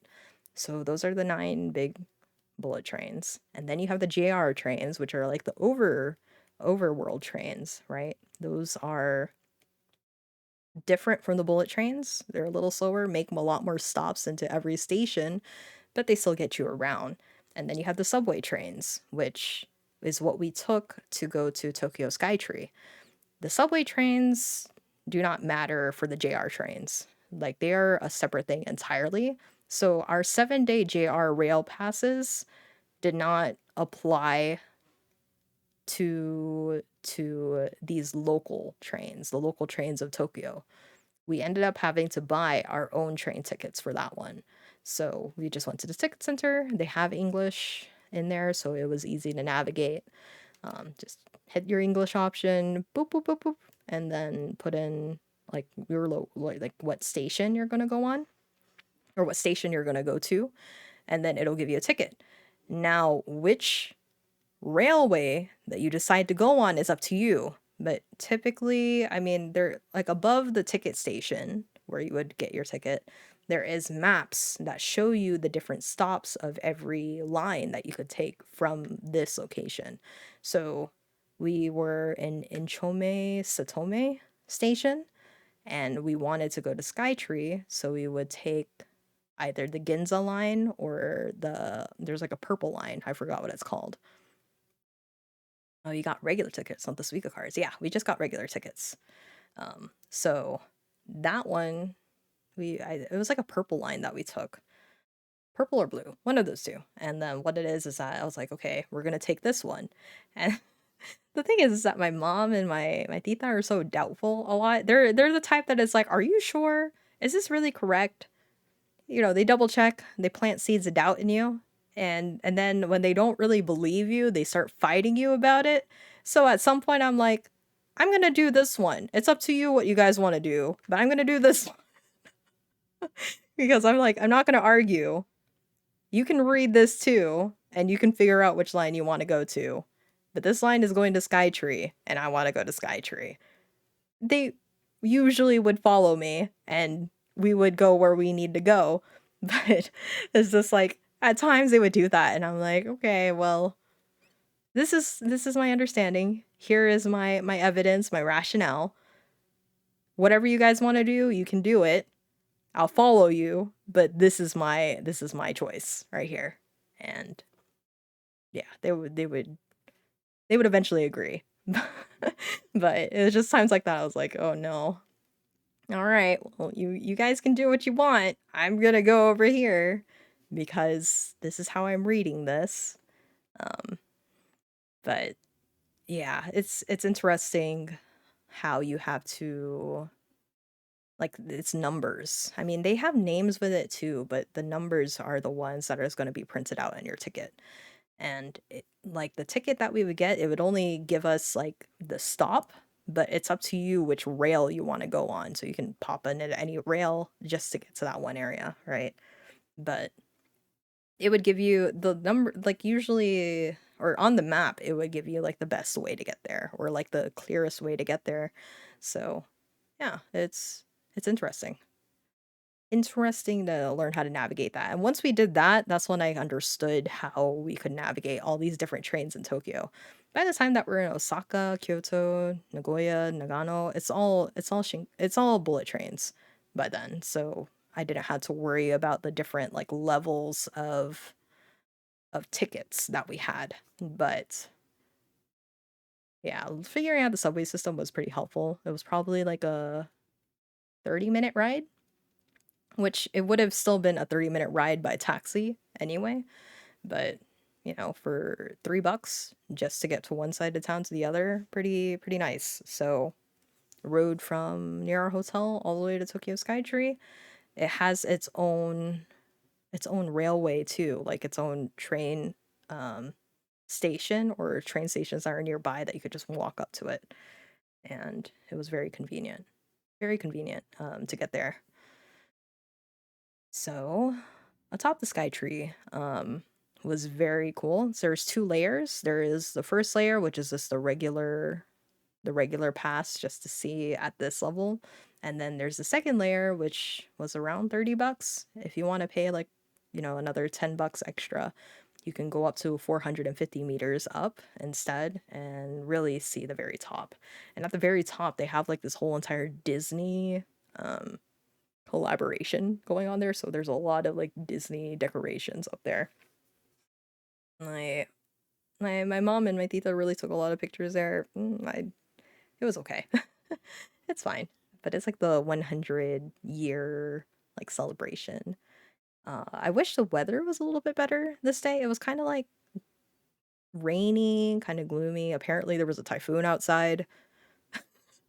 Like halfway through the day there's a typhoon and we're like, "Oh, okay." But yeah, I wish it was a little bit more clear because apparently you can see Mount Fuji from all the way from the Skytree. If it was very, very clear, though. It has to be a very clear day in order for you to see Mount Fuji from there. But it just made me realize just how massive, how big Tokyo was. And it's packed.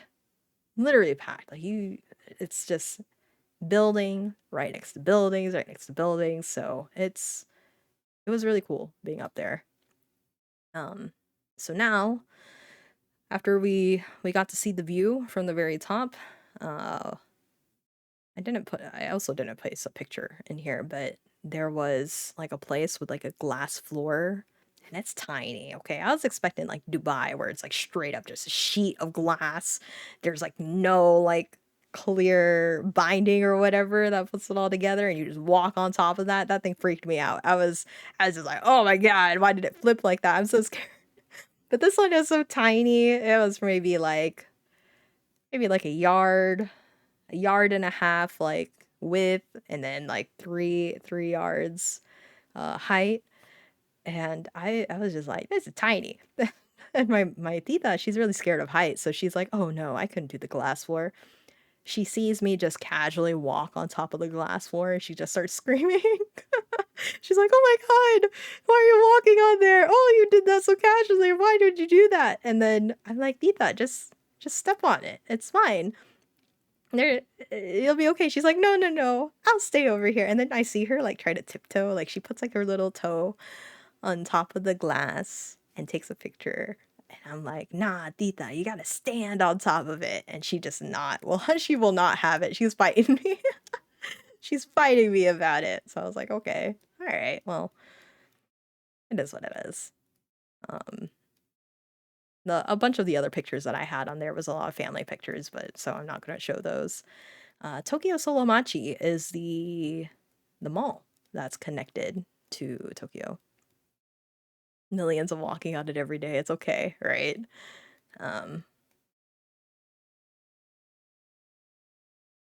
No, what? It actually breaks on me. I just realized there's no music. Go bring your music back. It's so quiet. So Tokyo Solomachi is on like the second, third, fourth, and fifth floor below and next to the Tokyo Skytree. So Tokyo Skytree is on top of this building, and the third floor is where you can go out to the whatchamacallit, to the courtyard that enters into, or third or fourth floor. Third or fourth floor opens up to the courtyard to where you can get the tickets to go up the Skytree. But the building that it's on top of is the mall, and the mall was really very cool. Also a big gamer heaven, especially if you're into Nintendo and Shonen Jump. Lots of options there. Lots of options to go through. My sister, she was like, I want to do some gacha. So we went through like this one store that was just all gacha machines, and she's like perusing one for One Piece, and I see this one. She goes, oh, I want it. And she's like, she knows the characters, but the one that she really wanted was God Usopp, because she saw it on there, which is this one right here. And she's like, I want that one. It's Usopp. And I'm like, okay, we'll see what you do. She rolls it. She does it twice. The first one, she gets some dude, which I don't remember his name of, but the second one that she gets is God Usopp, and she's just like, yes, yes. She's so happy to get God Usopp, and she still has it, the little dog tag. I think she accidentally lost the other one though. I don't remember what happened to it, or if she managed to find it again, but she still has God Usopp. She's still pretty happy about it. The other One Piece one that we saw was unfortunately all empty. Literally a lot of the One Piece stuff that we were looking at, whenever we found one, it's literally all sold out, all gone. And that's how I know it's so popular. It's so popular because like there's this one section that's all like these little mini figurines of One Piece characters, and she really wanted one, but they're all empty. So unfortunately we could not get that. There is a Pokemon Center in here. Took a picture over there, perused through it, picked up some stuff. Unfortunately, again, did not have the My Pikachu collaboration, but it had a lot of cute stuff. The stationery is so cute. God, I love the stationery. So cute. Then, unfortunately, I couldn't take a picture of the grass and weed cat, but took a picture of that too. Because I thought they were cute. The right picture, there was a store on that same floor that had like fake, like, so in Japan, in restaurants, they have like a display of what food they offer, the things that you could buy on the menu, and then you can go in and order, right? But this store is dedicated to selling those food displays. So they create the food displays and then you can buy them. So this is just one picture of them that I had that I was like, man, they all look so yummy. But like the other stuff you could buy there is like little keychains of different foods. So there's like one where you can get like a half-eaten egg, or like bananas in different stages of ripeness. So there's like a super green banana, a yellow banana, and then like a very like it's going black kind of banana. So it was cool walking through that store, and they were like okay with pictures. I was looking around to see if I could find an English translation of the pamphlet that they had. They had the Japanese one, but I was looking for an English one and they didn't have it. I'm assuming people grabbed it, of course.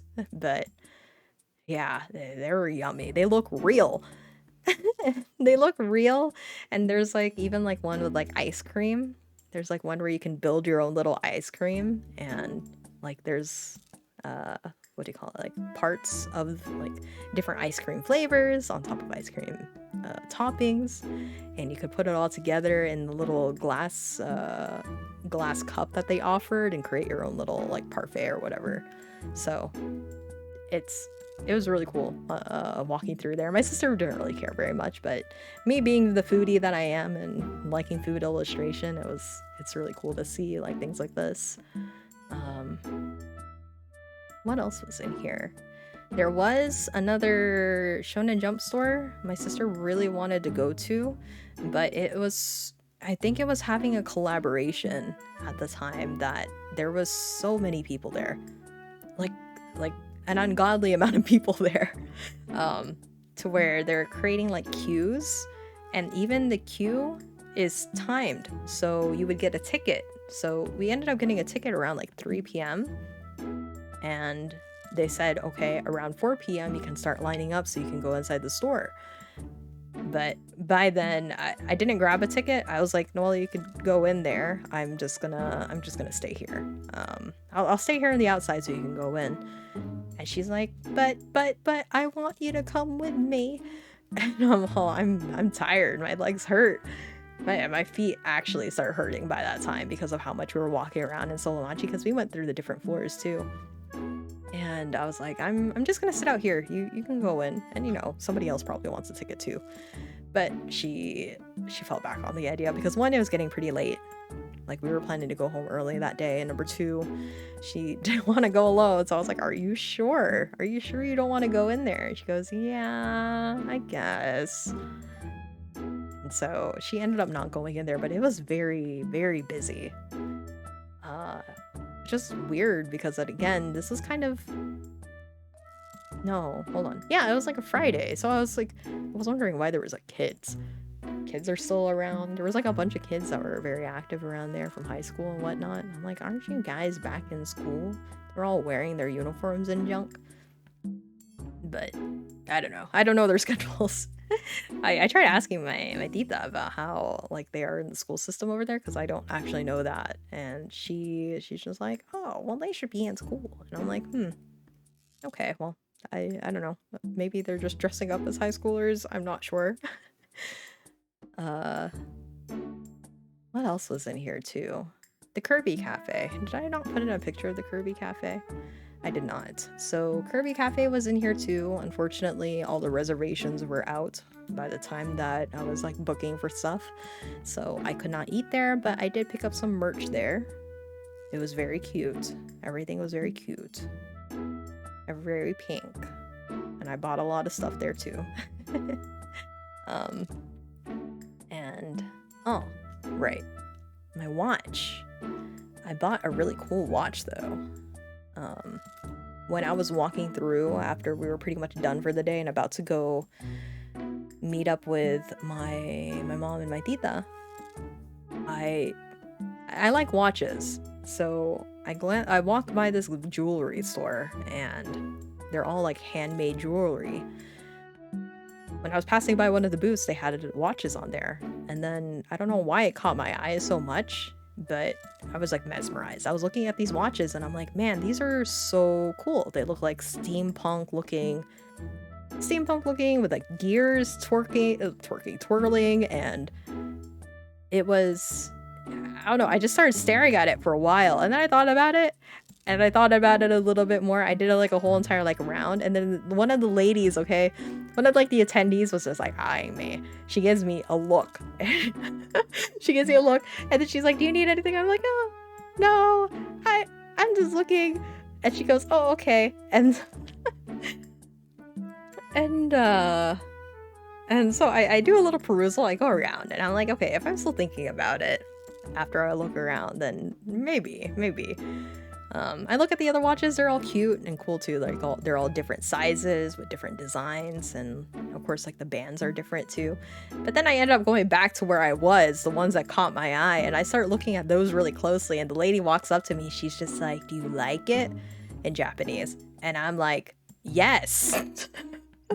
Except I'm just like, I really like this, and in Japanese, and she goes, oh, do you want to try? And I'm like, yeah, I want to try. And she like picks one up. She picks up the one that I was looking at too, or she's like, which one actually? And I point at one, and I was like, I like this one. And she puts it on me, and I think I just fell in love. I'm like, well, crap, I have to go get it now. I have to. It's so cool. It is a cool watch. So the watch that I picked up is this one. It is a self-winding watch. So pretty much it doesn't use a battery. It's all gears. And the way for it to start up is that the little knob that changes the time, that one I have to wind. It's awesome. It's so cool. Like I've always wanted like a big, cool looking watch, and then it's that one. It's so good and affordable. I was actually shocked about how affordable it was, because I was looking at the price. I'm like, there's no way it's only that much. I'm used to like watches being up to like the 300s, 400s, artisan looking watches, right? This one was really affordable. It was less than $200. And I really liked it. It's really pretty. You can hear the tick tick tick tick tick of it too, with the gears cranking. The only downside of it, or two downsides, right, is one, if I forget to crank it, then it'll stop working and the time would just stop, right? That's one downside. The second downside is that if anything breaks in that thing, if any of the gears start going bad for whatever reason, then it's over. I don't know how I'm gonna fix that. I guess it comes with a little pamphlet, so maybe I'll go through that too and read it, but yeah, it's over. Free time magic? True. I feel like it's like magical though when I look at it. So cool, so pretty. And there's another thing about that too. It's like that lady knew. She like locked eyes with me. I looked at her and we had like some tension going on. Like, you want that watch? And I'm like, I do want this watch. She knew, but she was very sweet, very nice. And she gave me like this really cool like case with it too. It's like a wooden, like bamboo looking case, and it has like the name of the store that I bought it from as well. So it's really nice. Very, very nice. Even my sister, she agreed too. She was like, whoa, that's a really cool looking watch. And I'm like, yeah, it's a cool looking watch. I feel so cool now. So yeah, that's it for dinner that day. We ate at a buffet. We ate at a buffet because my mom saw it. She's like, we're gonna eat here. And I'm like, okay, all right, well, we could eat at the buffet. And it was like a pretty like Western kind of dining sort of thing, so I didn't really take a picture of it. But I like, the thing is that because it's a buffet, I'm not sure which foods are contaminated by fish, right? So I'm like looking, because I learned the characters for, of course, fish and peanuts. So I'm like looking at every single like card that identifies what the food is, and I'm like reading through it, right? Like reading through it, and then they have like these allergy information in here, but they don't have fish, like any sort of like fish on there, that I'm like, oh shucks, I don't know if this thing has fish. And so I'm like looking at them quietly, and one of the guys that work there, the chefs are like behind where a lot of like the pasta and like main course dishes are at. One of the guys just starts looking at me while I'm like looking really, really deeply into at each one, and I had to ask him, I'm like, does this have fish in it? I don't see fish. And he goes, oh, This one doesn't have fish. This one does. This one does have fish. This one and this one don't have fish. And he says it in Filipino because he realizes we're Filipino. I'm like, oh, there's a Filipino person. Great. But it's like, I see peanuts, but I don't see fish. And so he's just like, oh, okay. Yeah, they don't label it with the fish, but it should be in the name. And I'm like, okay, well, let me go double check on the names then. But he points out which ones of the entrees did have fish on it, and I just, of course, avoided it. But to my pleasure, even despite getting all the other like foods that could be potentially contaminated, I never had any issues. So if anything, they're really good about not crossing their spoons or their cooking utensils, as far as I know, because I didn't have a reaction there, or honestly anywhere. I didn't have a reaction anywhere. So they're pretty good about not mixing their stuff, I guess. Because I've had it happen before where my uncle, he's a big cook, he would use the ladle that would pick up fish. He would use the same ladle to mix the meat stew or whatever, and I would still have a reaction. So considering I never had that, that's great. That's really good. No, yeah, I've had it happen before, so that's why I'm very wary when we go in like buffets or any like restaurants. I'm kind of like wary about that, but I made sure to let people know that I'm allergic to fish too, or I'd pick options where it's less likely for there to be that cross contamination, because I knew it was an issue that I wanted to avoid, because I don't think my tita has ever seen me blow up before. And she'd probably be very upset and concerned if we did. But I had an EpiPen. I had all my medications with me, so it would have been fine.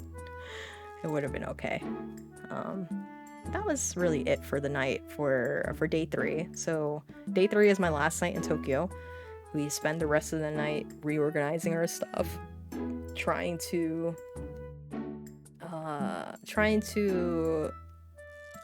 organize our luggages so we're not carrying so many things.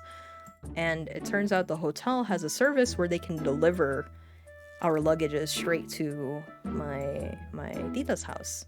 So we arranged for two or three of our luggages, 2 of our luggages at least, to go straight to my tita's house, so we're not having to lug it around everywhere while we're in Osaka and Kyoto and everywhere. So really helpful, really easy.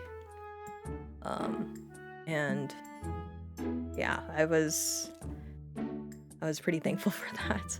Really thankful for that, because it's hard lugging around all those luggages. So where are we? Day 4 to Osaka. Yeah, but you know what? I just realized it's almost 2 hours and 30 minutes. How about we take a break? Yeah, let's take a break. I'm going to walk around, stretch, drink some water, maybe get a snack. I'll probably get a Rice Krispie or something, and we can continue to talk. We're literally almost halfway there. No, I must confront my hunger. I know.